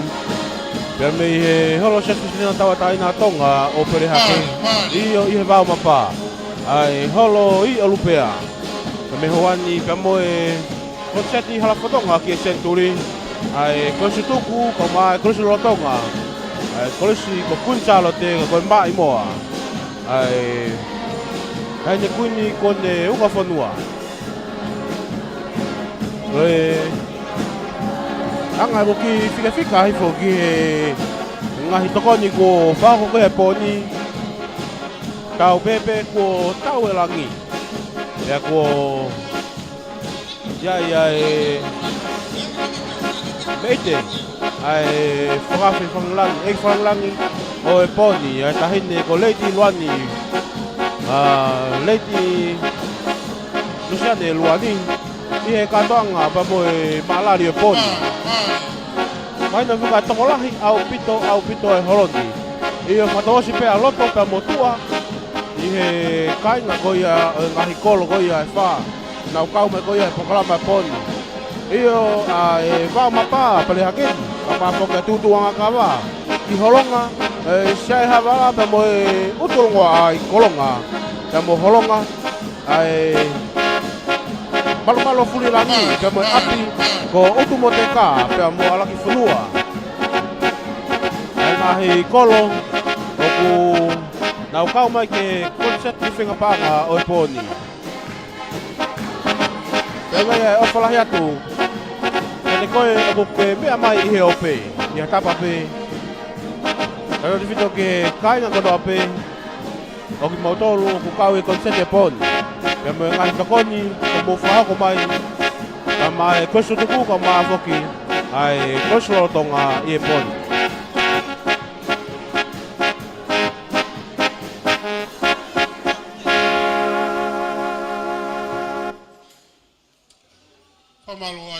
Pamalo atu ke whaifi, ka mai kaufi. Malo ke tu mai e tau whatonga. Tuko niu toi pefo talunga e ua. I whainga maari e koni e hua e talunga. Whakatoa ai koristutuku. Pea ka pau to ia hata ia ne foi talunga. Pea ko whainga maari e ia. Pakana i kai. E hua tu reba talunga tāpuni ko kai ngalotu. Pa me he malu a furilangi. Ko kole ke u hufanga pe e ngai whakatapu ko osiono waiki mua, whakatapu atu Leiti Luani, whakatapu atu ki he sekeritari, kau maa ai komite ai kolisi tutuku, mo mea mai ahoni, kau maa e pule ako, kau maa e whanau ako. Kai whakahoko atu pe, ai whaunga oe, o ki talatala noa na mau whai, pia mo e kolisi tutuku. Ko mau ki kolisi tuku ni o ku mau takitaha pe ai ngahi to uako. Pea neongo mau takitaha ngahi to uako ka mau omi ke poupou he poni. Ko neos ko ni mau takitaha foki o mau oat mo mau ngahi to uako o tokili e mau wala mau toluai. Pea o te ke to e hela ia haloko Leiti Luani te mau tok whekareia te mau tolu ho mau ngahi to u Oli ho mau ngahi walai. Koe poni, koe pōpenia o fiefia, mo e taritari leleki mo tolu, ke oua na ato noa, hapulu ko li mai, e hapo. Ta kono hapo ko ia, hapo apere le taha. Ko ia koe ki, koe kaukoristu koe ni, koe ki lukluku e na naufai, i he lava e au mai ki he poni, peunga me panga e ono ase ua ngeao. Pea koe ofa atu ia, le tiluani, kai kia mea maa. Koe loto fulahi. Pea neongo, koe hape mea mau e tānaki pe, ka te mau toku whekarei pe ki ho mau ngahi, to uako, mau toku te whono ngā tuai. O ko atu e tala monu, whakatawang ki he o tua, ke ola lelei, ai whainga o ku mowhai, tua whaatu.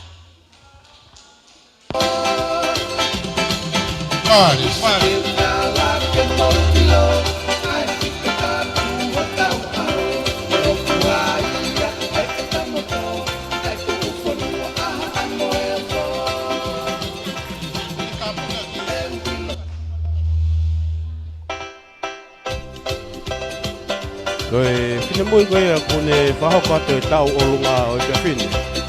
Ko pese mawhi. Ana e masiva he koatu e, he kua matami ka tau ake, o tau kukula I e kolope, he koe mokoi ka puni salote. Ana e masiva he koatu e, he kua matami ka tau ake, o tau kukula I e kolope, he koe mokoi ka puni salote.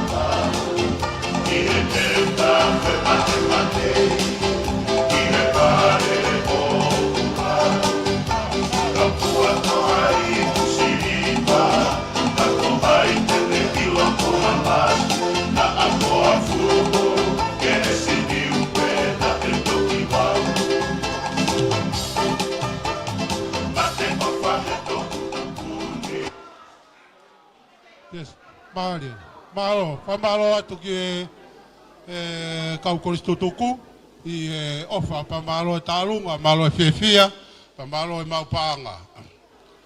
Wau taki mai foi talunga hene tapa ko korfa mole atu le auri. I aripate.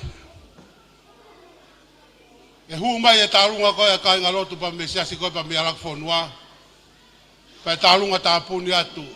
Wau taki mai hene talunga. Pea kia te au ku whakaukau ke tāpuni a kia. Au taki mai ta runga pa me tahine ko mere nai te. Ta ko kore fa more more atu. Ka ko tutuku.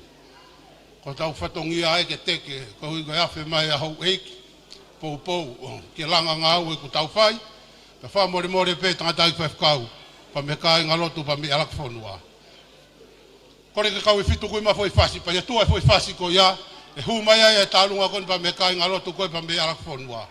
Pa ka osi ia, pa e tālunga tāpuni aki, ai tālunga koni ai tahine ko mere nai te, pea mo wha more, ka pau kouriri watu e poro karama, tuku peke whai aki, he ko au kou pure he taini mi.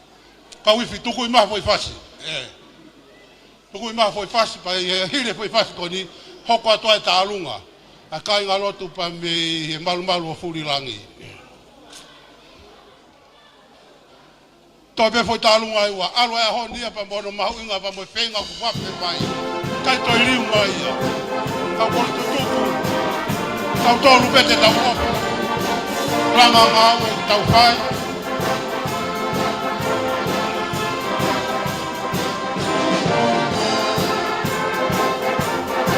Ta tau whai.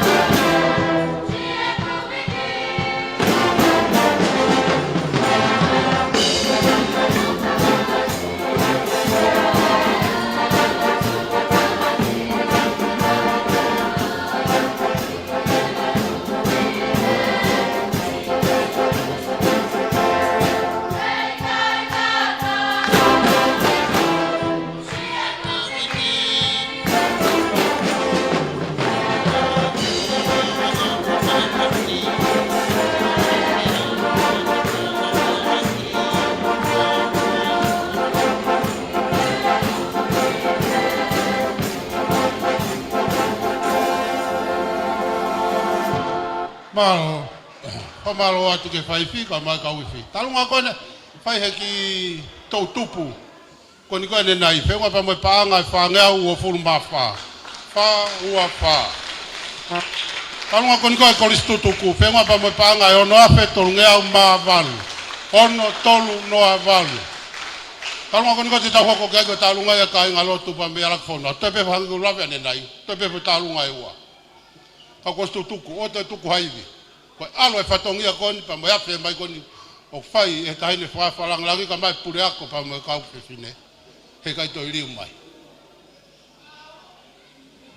Talunga koe liko talunga ia alak whonua, kore ke whiwhine koni, hau o whahoko atu.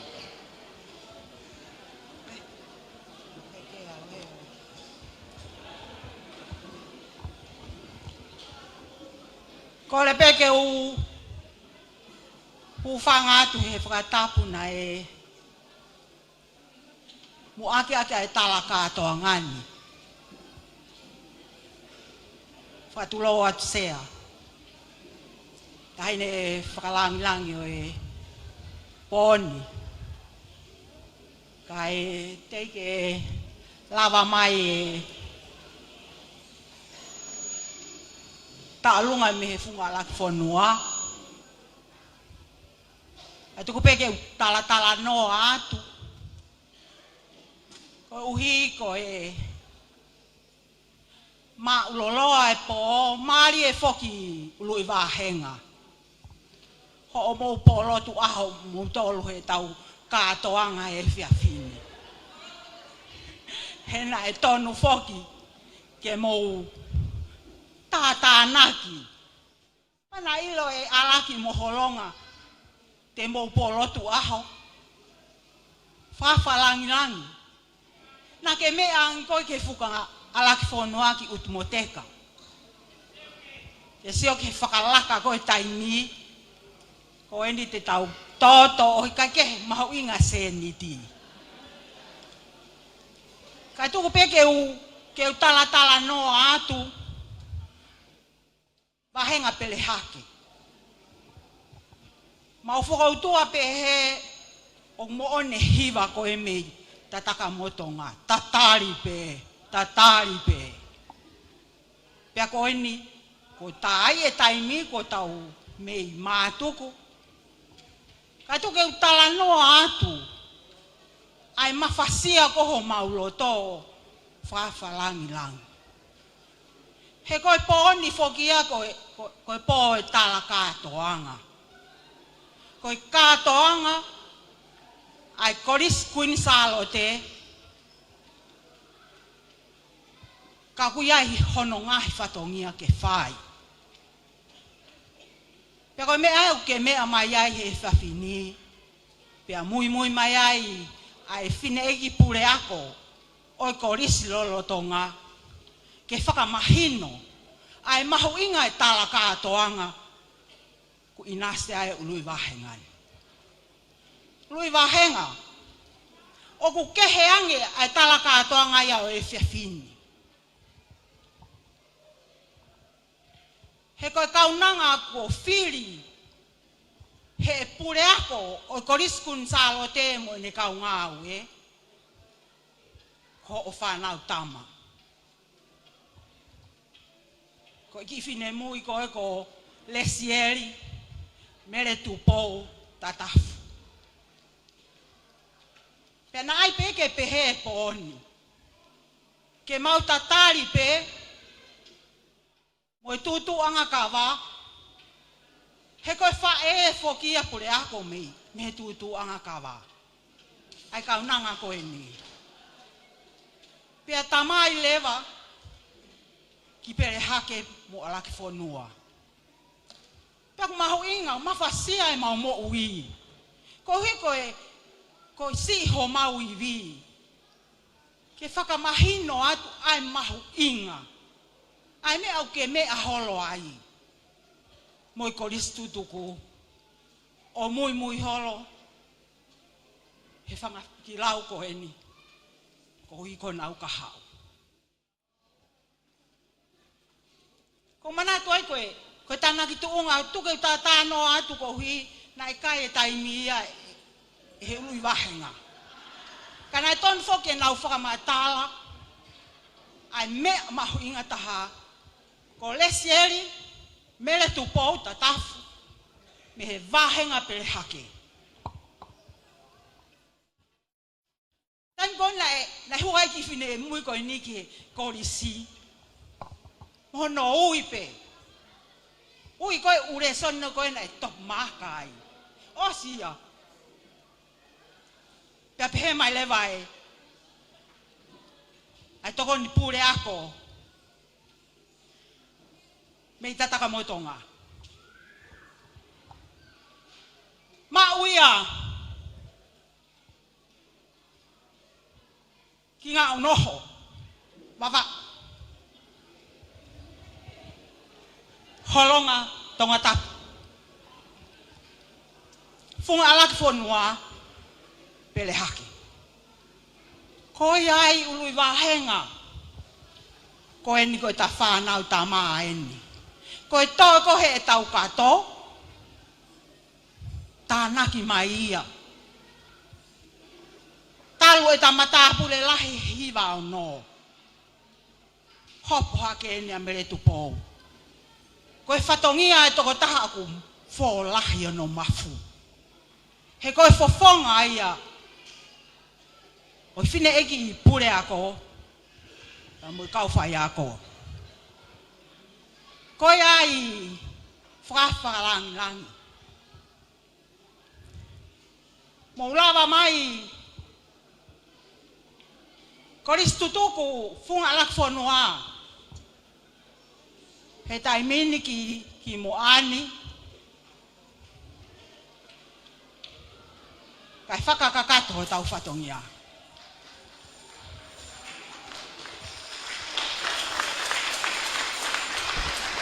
Ia koe kui tahi nena, koe matapure lahi e kolisi, lolotonga, kolisi ko kunsa alote, ki tau wafe, maa wafa, Rachel Tatafu. Ko ene tau whanau tama. Ki fine mui, lesieri, mele tupou, Tatafu. Ko ai aho. Boi kau kui taha. Ko eni ho moko puna. Ko uhi. Ko e matapu e la. Ko e fetu e tolu ko ta i hono whatawhata. Ke whakawhaolahi a ki hono mafu. Ke fua e kawenga o e teu. O e katoanga. Oi wano. Osa me tu pau ia he tauni. Ka koi katoa hono iwi. E o mai ia me whangapihi lau koe ni. Teki. Oi matapu le lahi. Koris kuin salote. Ka ko tau maf. Ko tau mate anga. Kono teki. Pangai tahamano.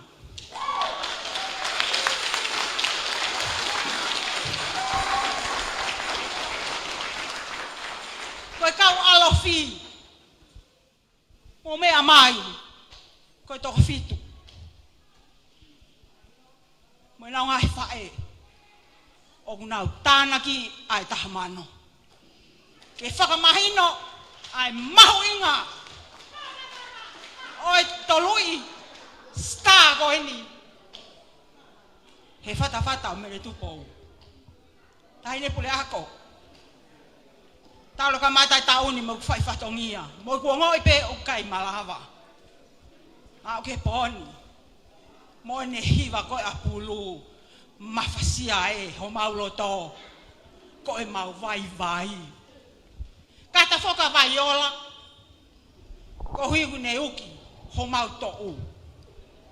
Whae ke mahe ni i o ke matapu le lahi. I kai koe ki i fine mo tu a whikau. Ama ata mo veli mo vaiola. Koe ai, koe huri eni. Oe mafo lahi. Oe vahe. Pere hake i he poni. O whalahi a whawhalangi. Whatawange pe. Mo fia. Ho mo mea mai. Ke ului vahe ngā. Ki pere haki. Ko kolonia ko holonga. Mo lak fonua. Whae ki holonga.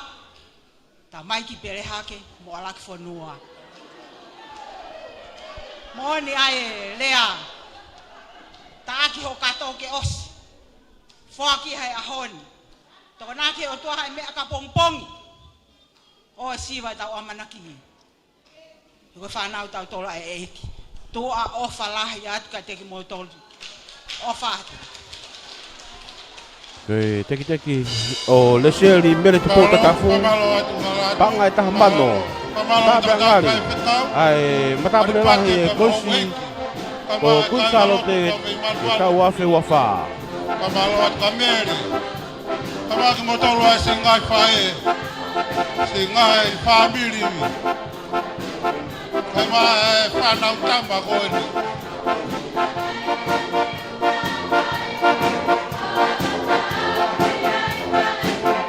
Pea mau e aki he api ako tau kore ai.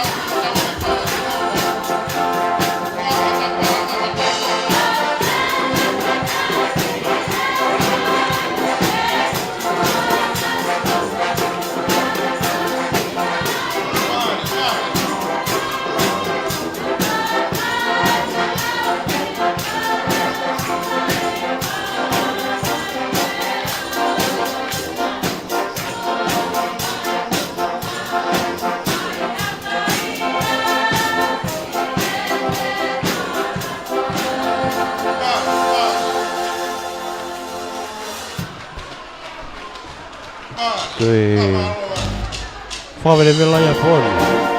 Pea moe tau olunga koi ia oe mataple lahi. Oe koliso kunsalo te ki tau wafi wafā. Koe taki panga tā mano.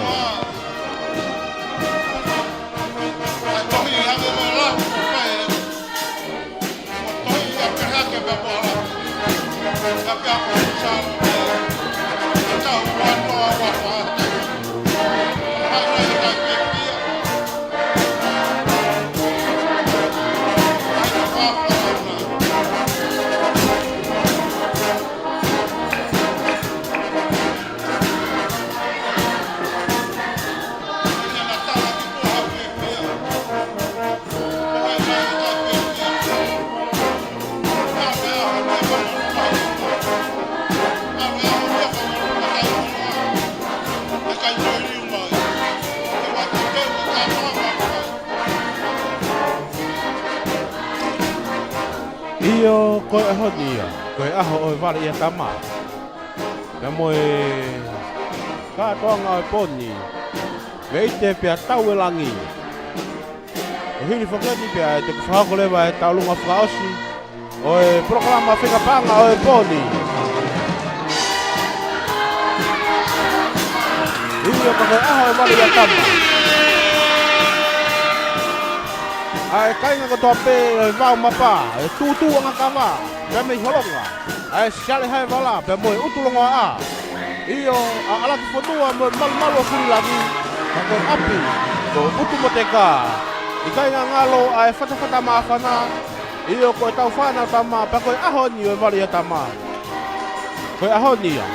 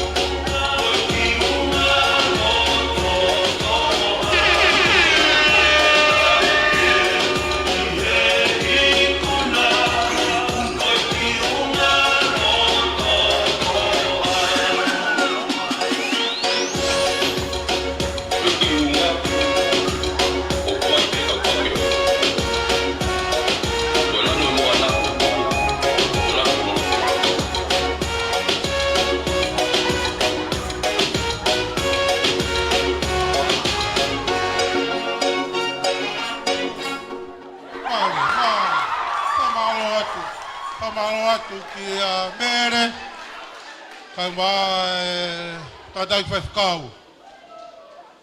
Ari pate pa mhau eiki ka mai kai ngalotu pa me malu furirangi. Mo tolu ko to pe ngai fami. Pa more pe tahine fa farangang. Teria na tawa ki tua hafefia. Ko ahonia ko ponia ko katoanga. Ko katoanga lahi. Pe to tonu pe ke lahi ono mea ko toa na paka alo fuoloa, tonu pe ke fuoloa. He ku maha uinga pa ko alo e katoanga ni he honi. He kai ke toi riu mai. Pa malo atu ke singai fofo ngai fae. O ki mo tolu ko ta pena mo fae e whakaonga sia. Fae fuak. Ko ta whanau tama.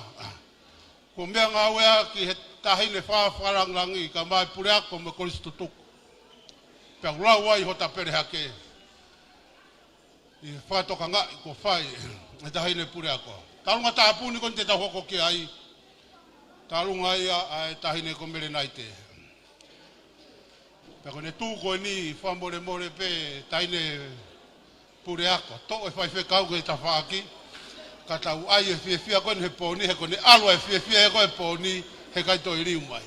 Pea ka pāku mau inga, ako kore whamore atu, tahine pure ako, mea mai mua whakakato. Ai tālunga tāpuni, ai tahine ko mere naite.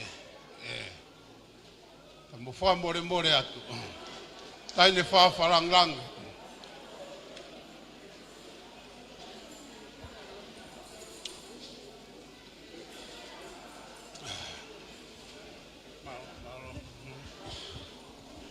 Ko tu peke u mau ia te tau polo kalama ki mua pe tau osi. Ko whatapu ki he otua mafi. Ne whatataha i mai ki tau tolu he pōni. Ko e o wawia ke he whakaiki ki e polo kalama e toku whaipeia he pure ako. Ka ko u mawhana peke u hu mai. Ko uhi ko e tuunga koe ni e tau polo kalama e whiawhini. Ko e whine motu aia ko e ni o kou hu whangau he koristo tuku. Ko e whine motu aia ko e ni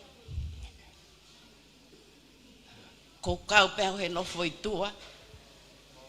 I he kolo ko e ni ko kolo e iki. Ka neongo ia he kai tuko e waka kai whahakakau. Nofo ai pēa ai. Neongo e ku ilo pe e au wau. Mahino pe ia ke te au. O ko wongo i pe e au ai fofonga ngai wha e o e wahenga koe ni. Tatau pe ki pere hake. Holonga, alaki fonua. Pau kui kai ke puri ke a te ki mau tolu.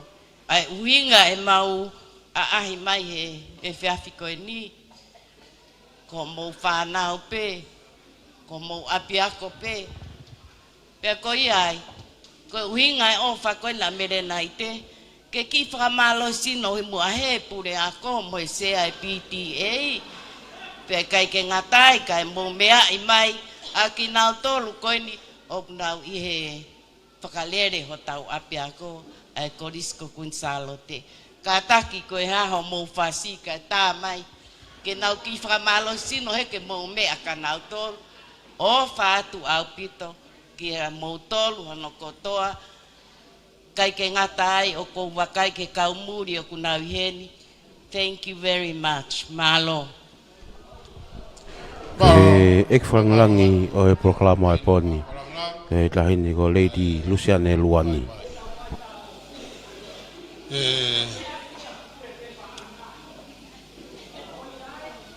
Titei, tukui mai hui fasi la hipe.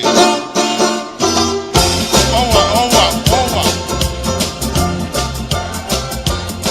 Mari.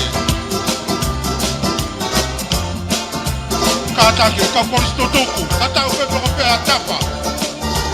Titongani, tau ke ia kere, tamatu pere ake e poni. Ke ba upe ke humai ki loto. Onga whiapia,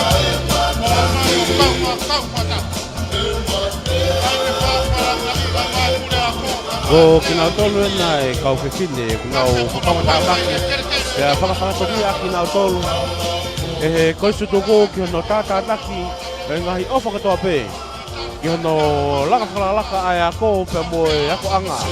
Ki e tapa katoa pe. Io vai ola palu pe mo kau pite. Pe kau ma na to ko to pe. O na o me mai he pon. Oi ko malari o programa. Ko be tala kwanga. Ko seti hala fononga ki Century.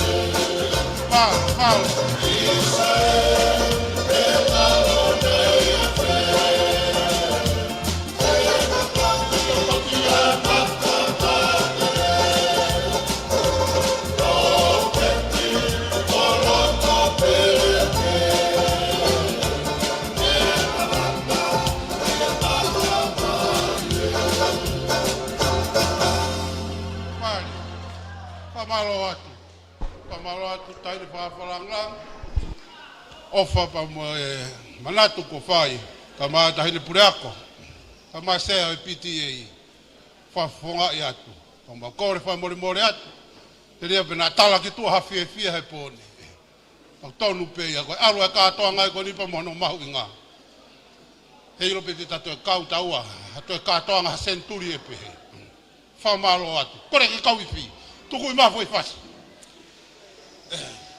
hena ngalo e pamo Tuku ma foi fasi ke tau fa aku tari ai ngau fai he kau skeli tari he poni.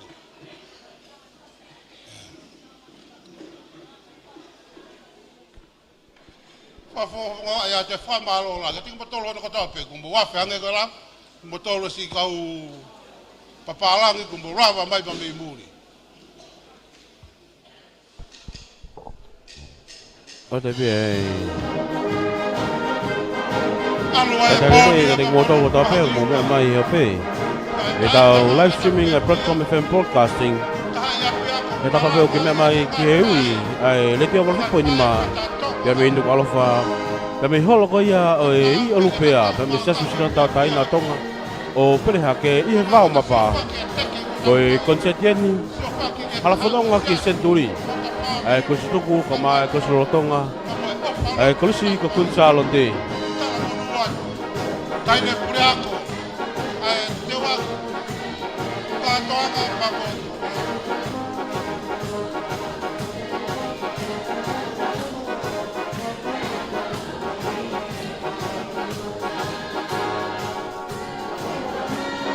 Mari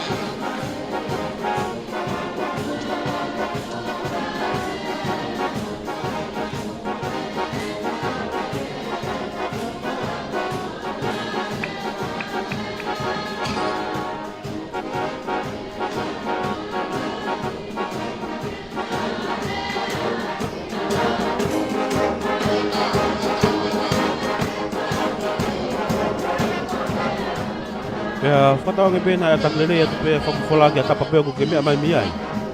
Wata e whalahi. Kite ki mōtoko ta pē kāinga o e wāo mapa i he o pē. Ka maa whoke kāinga koe e tūtū anga kawa. Siale hai wala pē moe utulonga a. Ka maa e malumalo fulilangi pē moe api ko utumoteka. Ata tai talele pē moe o whalahi kite ki mōtoko ta pē. O mo mea mai me he o pē. Kei he tapa pē. O ke mao a ui koe live streaming a Proctom FM walfit po inima broadcasting. Pea me he holo hi o lupea pa me pere hake.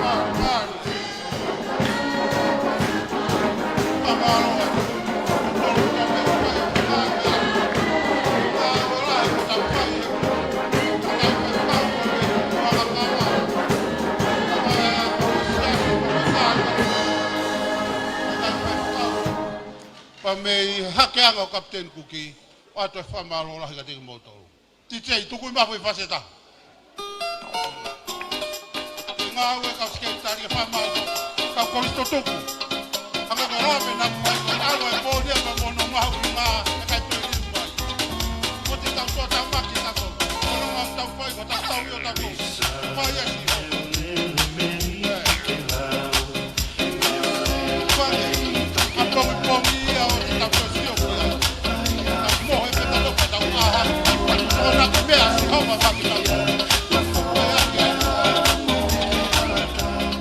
E rotonga ni hoko kei whako pēr whama popo koia. E ngahi ofa ma ngahi tokoni ko tope. Pea me he ngahi wāhenga. Oku tauka ki tukai. Ai kei vela ma whana pe long katoanga. Ai wāo mapa i he pōni.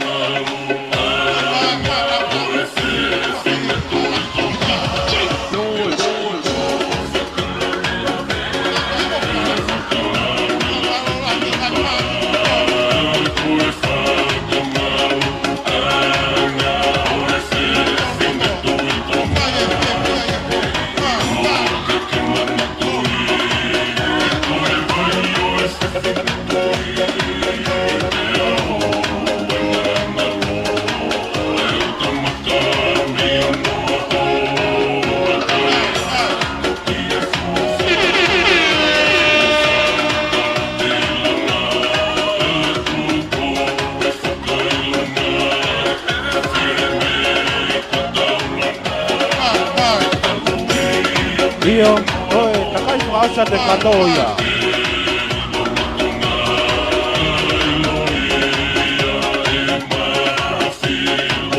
Oe, whenga pena ia ai kosoro tonga, Makina tolu pe ka unti.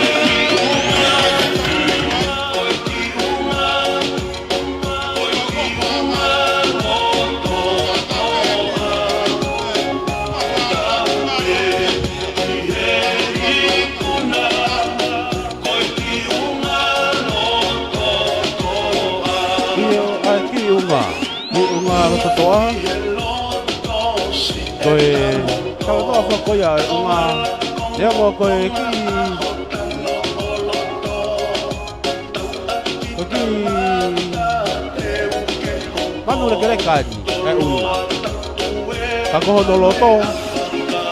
Ya mo ngawe ako ni pa ako kon ngawe ako ba patutok.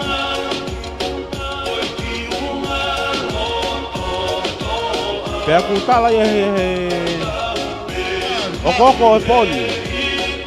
Ya ga ye lame ya tu kuosi obania ye tawe lagi ye ka tonga poni. Ko tau tari ni ki kau frama po ko ia. Ngai takoni mo ofa ko ia poni.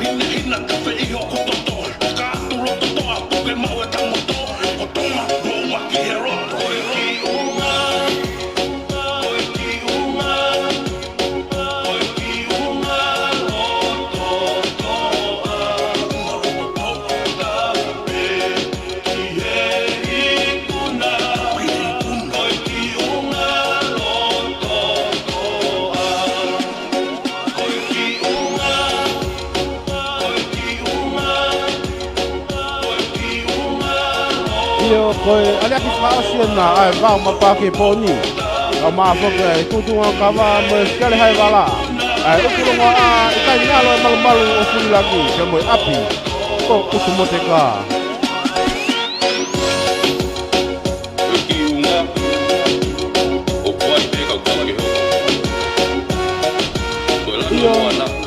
koi po e vari ya tama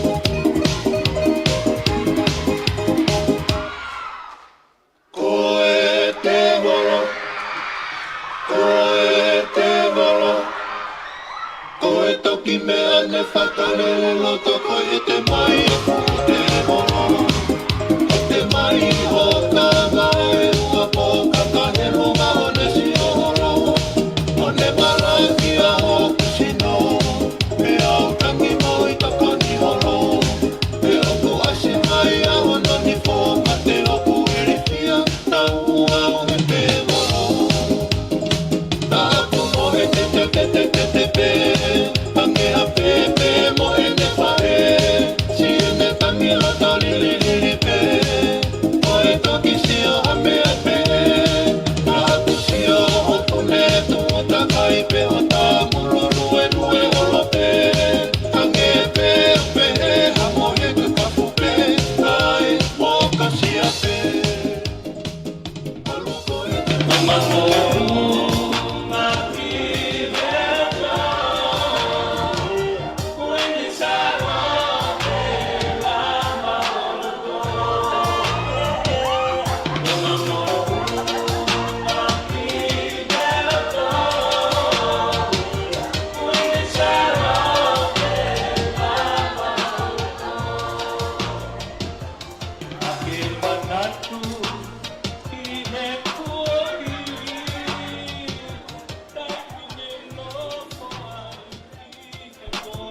tau ofe tu tau tolu e tutuku e poni.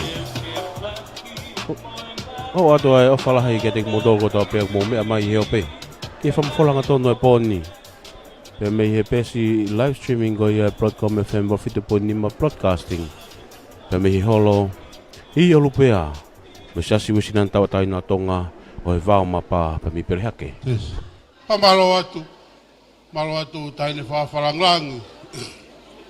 Ke ma ose ai pon. Ka tonga ko tau whai, whamori atu nga tala ki tua hawhiawhia. Pea pehe koe hono tainga. Mea ko ke whai mai he pon. Ka mai mui whai mai sea o PTA. Ka mai tahine pureako, ka mai ka Kristo tuku. Ta tau mo hae whiawhia. Ka inga loto. Ka inga kere tamatu I perehake.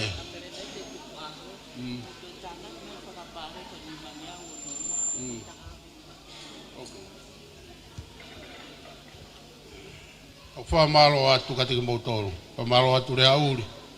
Mafitu toa ngkawa. Ke mea ke whai e tau whenga anga e poni. Kaunga koni koa alaku whanua. Whenga pa moe paanga e wamano noafe ono ngeau hivango puru mātoro. Hua ono hiva tolu.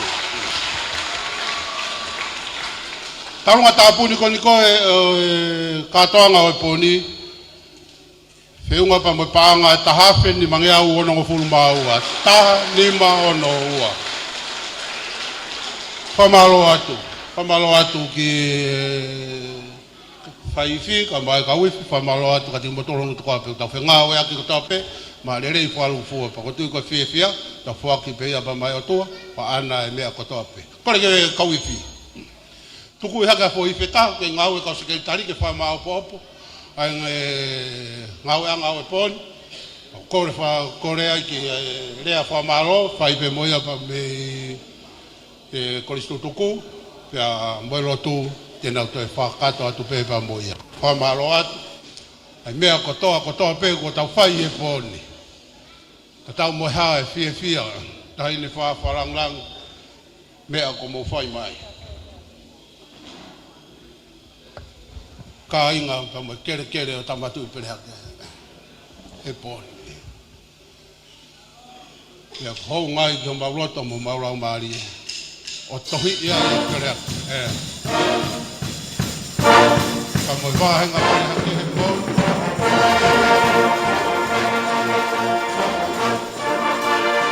Whai e whenga ana o ka kono whamore morea. Whai e kono whenga ana o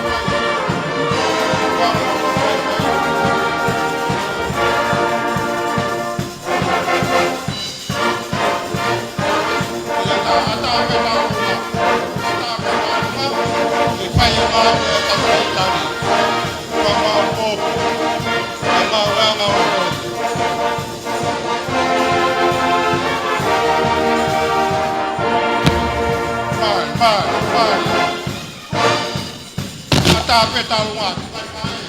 Konstitutuk. Kai maa ka konstitutuk. Apefia, kai alue katoa mai o po. Ei no pete tatu e kau ha katoa nga sentu.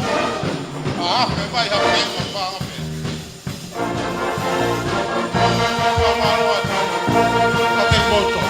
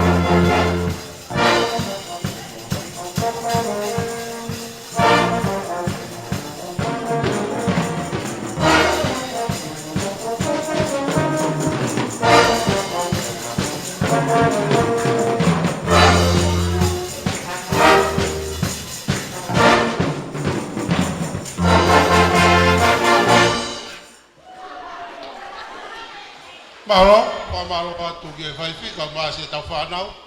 Fai ono whawhewhia i o whenganga e pōni. Fai ngā maari e koni, tūku ngā maari e ngau e ko fai he kau skiltari.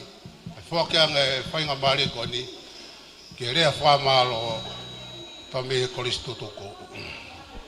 Taka hiri ia, fai ai tope e koristu tuku pa mo e tau rotu, whawhamiri, pa tau toku mātuku a tope pōni, tua whātu. Ke rea tuku e whahakatu ia e vika waka fusi mālohi. Tulo atu. Ka whahau ka ata ki whatongia koen. Ko kona ki ai whini motuan. Ke whahau ka ata e whamalo. Me ho eki. Koris tutuku. Koris kunsalo te. Ange koia ko tau. Ongoi. Tau longolongo ka ato angape. Ie uinga e fotu mai koen. Ke te ue senturi. A koris kunsalo te. E wano. Perehake. Hange koe fotu mai a kau whaiva. Pea kaila e. Kau matapure. E pangai e whaiva. Ko tau e langi e poko e whawhetai. Tapu ke awhia ho tua. Tapu ke kere iki. Tamatui perehake. Tapu ke aho. Kau maa hatau whanua. Tapu ke a reha uri. Kau maa tutuanga kawa. Moha matapure. Whatapu atu ke kau. Tangatai ki whaiwhi kau. Oi wahengani. Ko mau mea mai e pokoen. Whatapu atu ki he. Kau fisa kolo. Ok mau mea heni. Whatap mawahe heni. Ke tani whalangilangi o ea koen. Leiti lusane luani. Ko leiti lusane luani. Ko e sea ia e komiti laisima. Pe ko e komiti ia o kuna taki. I ono whakakau i. O e wheinga paanga koeni. I ono teu. O e hala whanonga. Ki e senturi. Pea kou whatapu. Kia tek mou tol katoa pe. Ko mou mea heni e pōko eni. Pea ki mui e paanga. Ka koho mea mai. Koi fu paanga lahi. O kuhonga. Kia tek mau tol. Aho mea e pōko eni. I e holo. I olu pea. I e kere o e se asi mo e lotu. Pea kuiaia e fia lahi. I e sea laisima. Koe laisima. Koe kau koristu tuku. I e tau tahiwa fit noa. O a umai. Ke hua noa ua wha. Optu e koristu tuku. Koki nau tolu. Nau kei mau iwi. Ke ni manga au e aki e koristu tuku. I ono tāna ki hase niti. Ke whakahoko aki. A ngai project. Piko ngai mea koia. Ke whakalakalaka aki. A tau api ako ko koris kunsalo te. Ko kawe ngai au e takatakai olo. Aho. Ke tek motol. Kai ngai tam eke tamatu pereake. Whamore more ki mautol. Ko mau whakaho asi. Ai kolo eikin. Kai kai tuko e waka. Kai whaia kakao. Mau mata tonu pe. Ai mau tamatangi mai. O kutua e mātua. O taria. Ai tangi mai ai tama. Ke wakai koe hae mea kune tokanga ki ai. Pae pōko eni. O mau fia lahi. Ke wha mālo atu ke te motol. Ka inga e tui perea ke. Wha fofonga ai atu. Tahine sea. O koristu tuku koristu kunsalo te. Tahine kuini. Nanas pau. Ka uma a sea laisima. Leiti luan. Ai pure ako. Ai ongo tokon pure ako. Ka uma Kiutalahi. Moi kau ngā ue koris kunsalo te. Koe project whako e ni tau kamatai. Kono whenga ke wharerei. Ai api o tau hia e tau whanau. Ai api ako no mau. O kia ai whare mohe. Ai holo. Whataanga. Ai whare kai. Ai peito. Ai api ko pētani. Ahono a i malu e api. Ke malu e tau whanau i loto. Katoa e project koe ni. O whiunga moe ni ma miliona. Pea kua whai pe. Ai palani ki ai. Hou e Kristo tuku. Ka eke ke pure ako. Ene fuurisi. Oku fie ma o ke whai. Te tau mate pe tau tolu. E hoka te tau wako. O keito e perisia. Ai pure ako. Koi au te mau foki. Koe tau alu weni. Koe anga e tau maui. Ke tau ngā au e pe. Ka kou kore whamore more at Kristo tuku. Na ko lahi ono whakahoha aski mo tolu. Ka ku whamalo atu. Whamalo atu ka latu. Ka maa ema. Moki mo tolu. Ai kau Kristo tuku. Pe vaenga pere ake. O mea e pe. Pe vaenga ani. Lahi ai kau mata pure lahi. Kau kapiteni. Kau maa maloa lau maire. E ka inga e tui pere ake. Pe ai kai koa aku ke whakalau. Mo mea e pe. Ka kua e fie lahi a te ki mau tolu. Me whamalo atu le a uri. Ki o ka inga. E nau fie. Ka koha fie. Pe te mau foki. O tala noa fie. Ai pōko eni. Pe ha mo foaki. O whakahoko mai. Whatawanga pege o tō mafi. Tangatai ki whai whekau. Ka umaha e kau whai whekau e wahingani. Pe eke kau se tuata. O si ka inga lotu kotoa pe. O kai ke puria mau tolu. Kai hoi Kristo tuku. Ko si mau anga mo uia toko lahi. Koe lalanga pe. Koe koka anga pe. Ka koe ri mai pe haka venga. Hange pe koe lau e tau ma ulu. Ri mai kai hop. Hapo ange. E kau Kristo tuku. Pe aku whamawhana. Koe hapo ange pe. He ni mai masiva. Ka koe loto. Moni pe tau sila. Koe tonga maunga ke loto. Ko loto pe. Ko tau ki tau tolu. Tau au ke senturi. Lava e loto e Kristo tuku. Si Kristo loto ngā pa ngai meu nau toka anki ai. Pau tau alu pe mo tuku loto i pe. Tau loto pe Kristo tuku. Ke tau mau a senturi. O whakalangi. Ko kawenga e senturi. Ko kawenga pe o e whakawhetai. Ko kawenga e tuku pā. Ke tau au ke ngatanga e senturi. U tau fuaki ka katoa. E tau moui. Ko kakai o tuku pā. Mai eiki. Ko ia whatawange pōko eni. Toi whakafoki mai o tua. Angai ai anga mea. Na au e pōko eni. Ke mau foki mo ia. Mau fie. Whai tāpue kina ki mau tolu. Whakahoi fua e tau ngai mo ui. Ke a fio mai. E tau tamai. E hewani. O pēa e whakafofonga atu. E whamalo. Me Kristo tuku. Me pure ako. Me kau ngawe. Ka moe whanau ako koeni. Ai wahenga pere ake. Leperewa mamranga. Kau tatawa. Malo.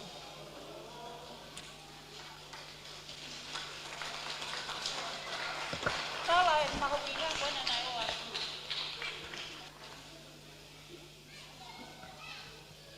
Malo ko lava e ngawe kau kalake po koeni. Ko kato e panga kumo ofa ki mai. Ie. Asmai o e fiaf koeni. Ko panga e ni mamano. Valo afe. Kuange au. Mata. Pamalo at. Malo.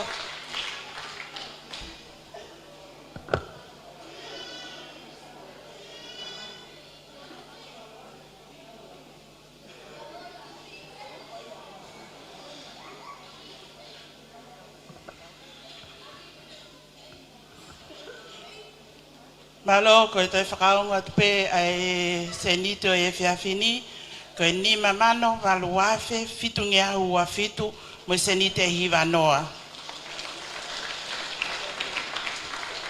Ko le ke kau hiwa, whao no noa, kau whao se aka hatau lotu.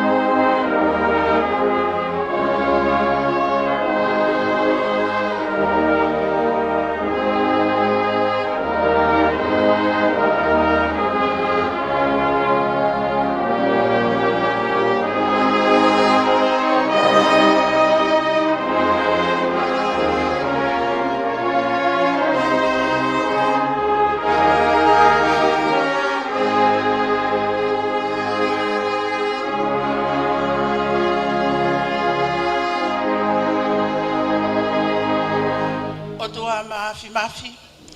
O ku fonga eiki ai he fiafi koen. Ko ngā ue ko mau whai. Ko e mau mui pe. Ki he ofa ai a Fiona. Na i kai to e lau eiki.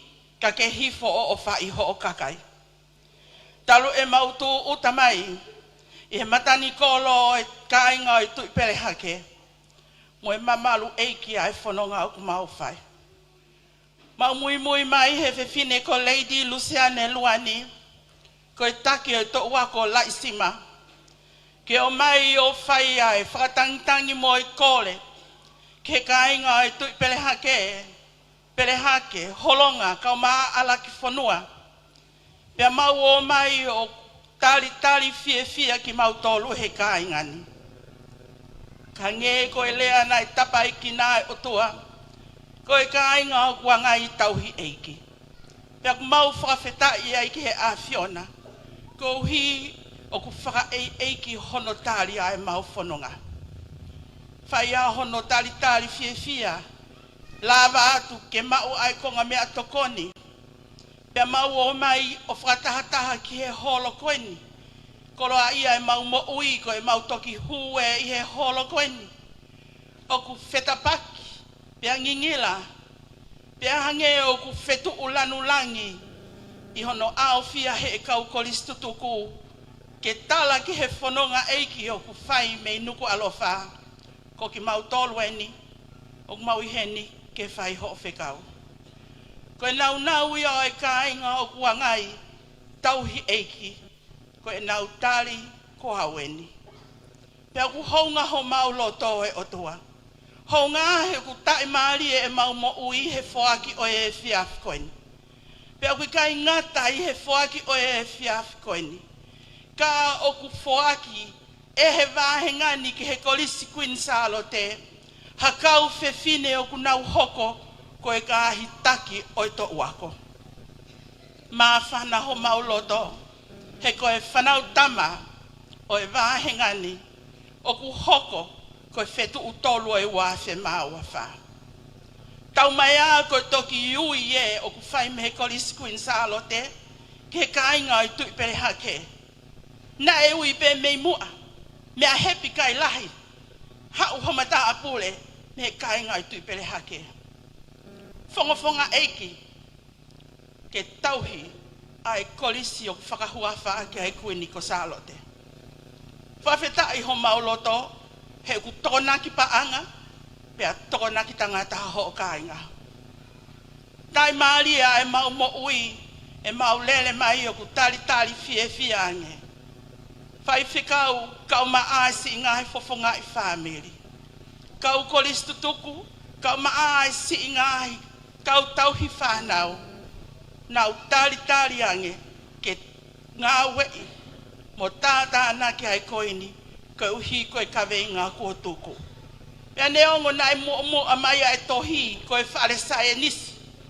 Ka koe whare i kua whai he tāhine kuini, la langa ai tau whanonga ke ka whataha.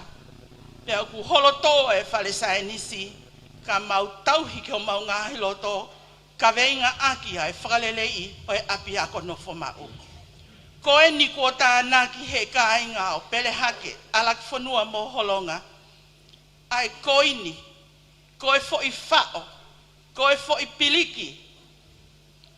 He kai inasi ai ai matapule lahi o he tauni. Mo ki nau tolu te nau tutuku i he aho koini, i ka uma ai tau koini. Ka kui kau mui aki, te nau olunga maa whana, te nau malu me i he uha, te nau kai maa kona i he whale kai, e malu ai nau mo ui, ko hi, ko i piliki o kutānaki, he kāinga eiki o i tui pele hake. Whawheta i ai ho mau ngā hiloto, mau o mai nei kai ilo ko e hae whika, puli ki ho mau ngā hiloto, ka nai ilo pe ia awhio i pe he awhiona. Hange o kuofo e mau mo ui, ni mamano e mi feia. Ka e kata pe ai awhiona, he na ke os awhioi, e ni mamano e ri o whai he pōni. Na mau o mai, na i kai hakoini he mau pēsi. Mau foki ki kolo, ni mamano te mau foki moia. na ia ha whanonga e pehe, ke te alu pe ho wai tolu pe te foki ko te tuu maari. Ka ko uhi he tō kaki he awhiona, ki e loto e kāinga tauhi eiki koeni. O ku whakamokomoka ki mautolu he i o lupea. Pea whakamalu ke te mautolu ai malu fulilange. Pea kaila mai ai kāinga mei holonga, mo mai ke palu hatau mei kawa. Koe kawa ko ia koe kelesia ai awhiona. Tō kaki hona o ngāhi loto, lahi whau, mahua, pia mau mai o inasi ai. Koe mau whoki koe ni e tohi tongi ke o mau ngāhi loto. Isa, tā koe whetu e tolu, pele hake holonga mo alaki. Koe whetu e tolu, ka mai alo mo e lau maari e. Oku ne kātoi ho mau ngāhi loto. Ko e ni eiki ho o kāinga. E whoki at kina utolu kona o ngāhi whāmiri. O toki whakasio holo, ko e hā e mea, e mau he whāmiri a pongpong. Teki ai totongi e pila uhila. Ka uma ai totongi ako mo e hā e ngahi kawenga e otua. Ko e mau lotu.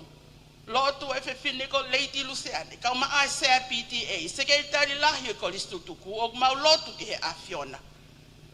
Tāpuaki mai. Tāpuaki mai ho o kai ngā o whakaivia. Mahalo ko wiki ka haupe ko mahina ka tu uto ia e pulu. To ia e kawenga e talaga na utolo. Whakafonu wawe eki. Whakafonu. He mau ilo e mau tolo. Ko uhinga e mau tu umari e he ia e kawenga. Mau tu umari e miniti peua. Puke pe e mau ki paanga. Taim no o pehe mai kawenga e homo aki ai. Mau kore ki he awhiona. Whakafonu e ngai ai anga mea si kāinga koe ni o tua. Mea pe ia mau heki whanonga masiva koe ni. E kau kolistu tuku kau maa e kau taha e mātu a. E maa e kau kolistu rotonga. Mea pe ia mau tuku he ni. Koe lotu moi keresi ai o tua. Whata wangi o tua. Ka mau ka situ a miheni. O wana mau situ a lau e paanga. Ka mau situ a lau e keresi. Kai loangi e wiai halangi. O wana mau kai haasi, he koe langi pia e awhiona. Koe nau pia e awhiona, koe koloria e awhiona, isa he koe koini pia e awhiona. Mau whakafoki hake kātoa ki he awhiona e langi pia mo e nau o he whiaf koini. Tukuangi o tua, mau ka mātuku me iheni, ave hao ki mau tolu. Whakatoka ki mau tolu ko mau ngāhi mohenga, mau olu ngātu, o laulotoa, ho whaito nunga ke mau ngāhi mo ui. Hoko atua, ai tauhi eiki o whai he kāingani. Ka mau whanonga mo e manatu meri e. Ai awhio tu mau ai awhiona, lilingi ke leski mau tolu. Lotu iau mau whai, e sisuka aiti ko a kāko mau whamo ui. Amen. Pea koe ke leski sisuka laisi, o whai o tua o tamai, pia he lau maari e mauri oni, te mau tolu hon kotoa pia o na hik. Ai whai pio tai ngata. Amen.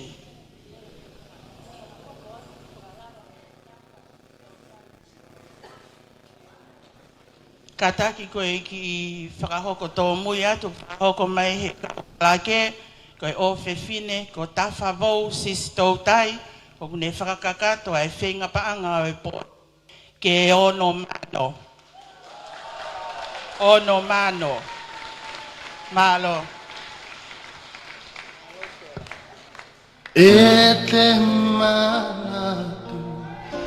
Ia, tonga maunga ki he loto, ko ni sa lote lama ho loto. Ko e tutuku ia o e proklama e poni, pia mo e whenga pāanga e kosutuku halafononga ki he senturi, e kosutuku pia mo e akolotonga e kolisiko kunsa lote, pia me he vāo mapa, pia mo e holo, o e sasu sinan tawa taina tonga, i o lupea, pia me i pere hake. Ko e whionga whakatoa ai ngai ofa ko tānaki i he pōni. Pea mo e paanga e ono mano, maari. Ono mano, maari. Kata pia whawhatongi atu ka whawhatongi a pōni. Pea ko whiwhawhonga atu ai ka ngā whawhatongi a pōni. E tau whaita pe mai tau whatatai live streaming. Wepi Star Junior lea. Ka mafoki a filia paia. Pau me saka whamokioa. Kana tok whilongaki iha wiki ka hau. Ka bau me a tua o whātu.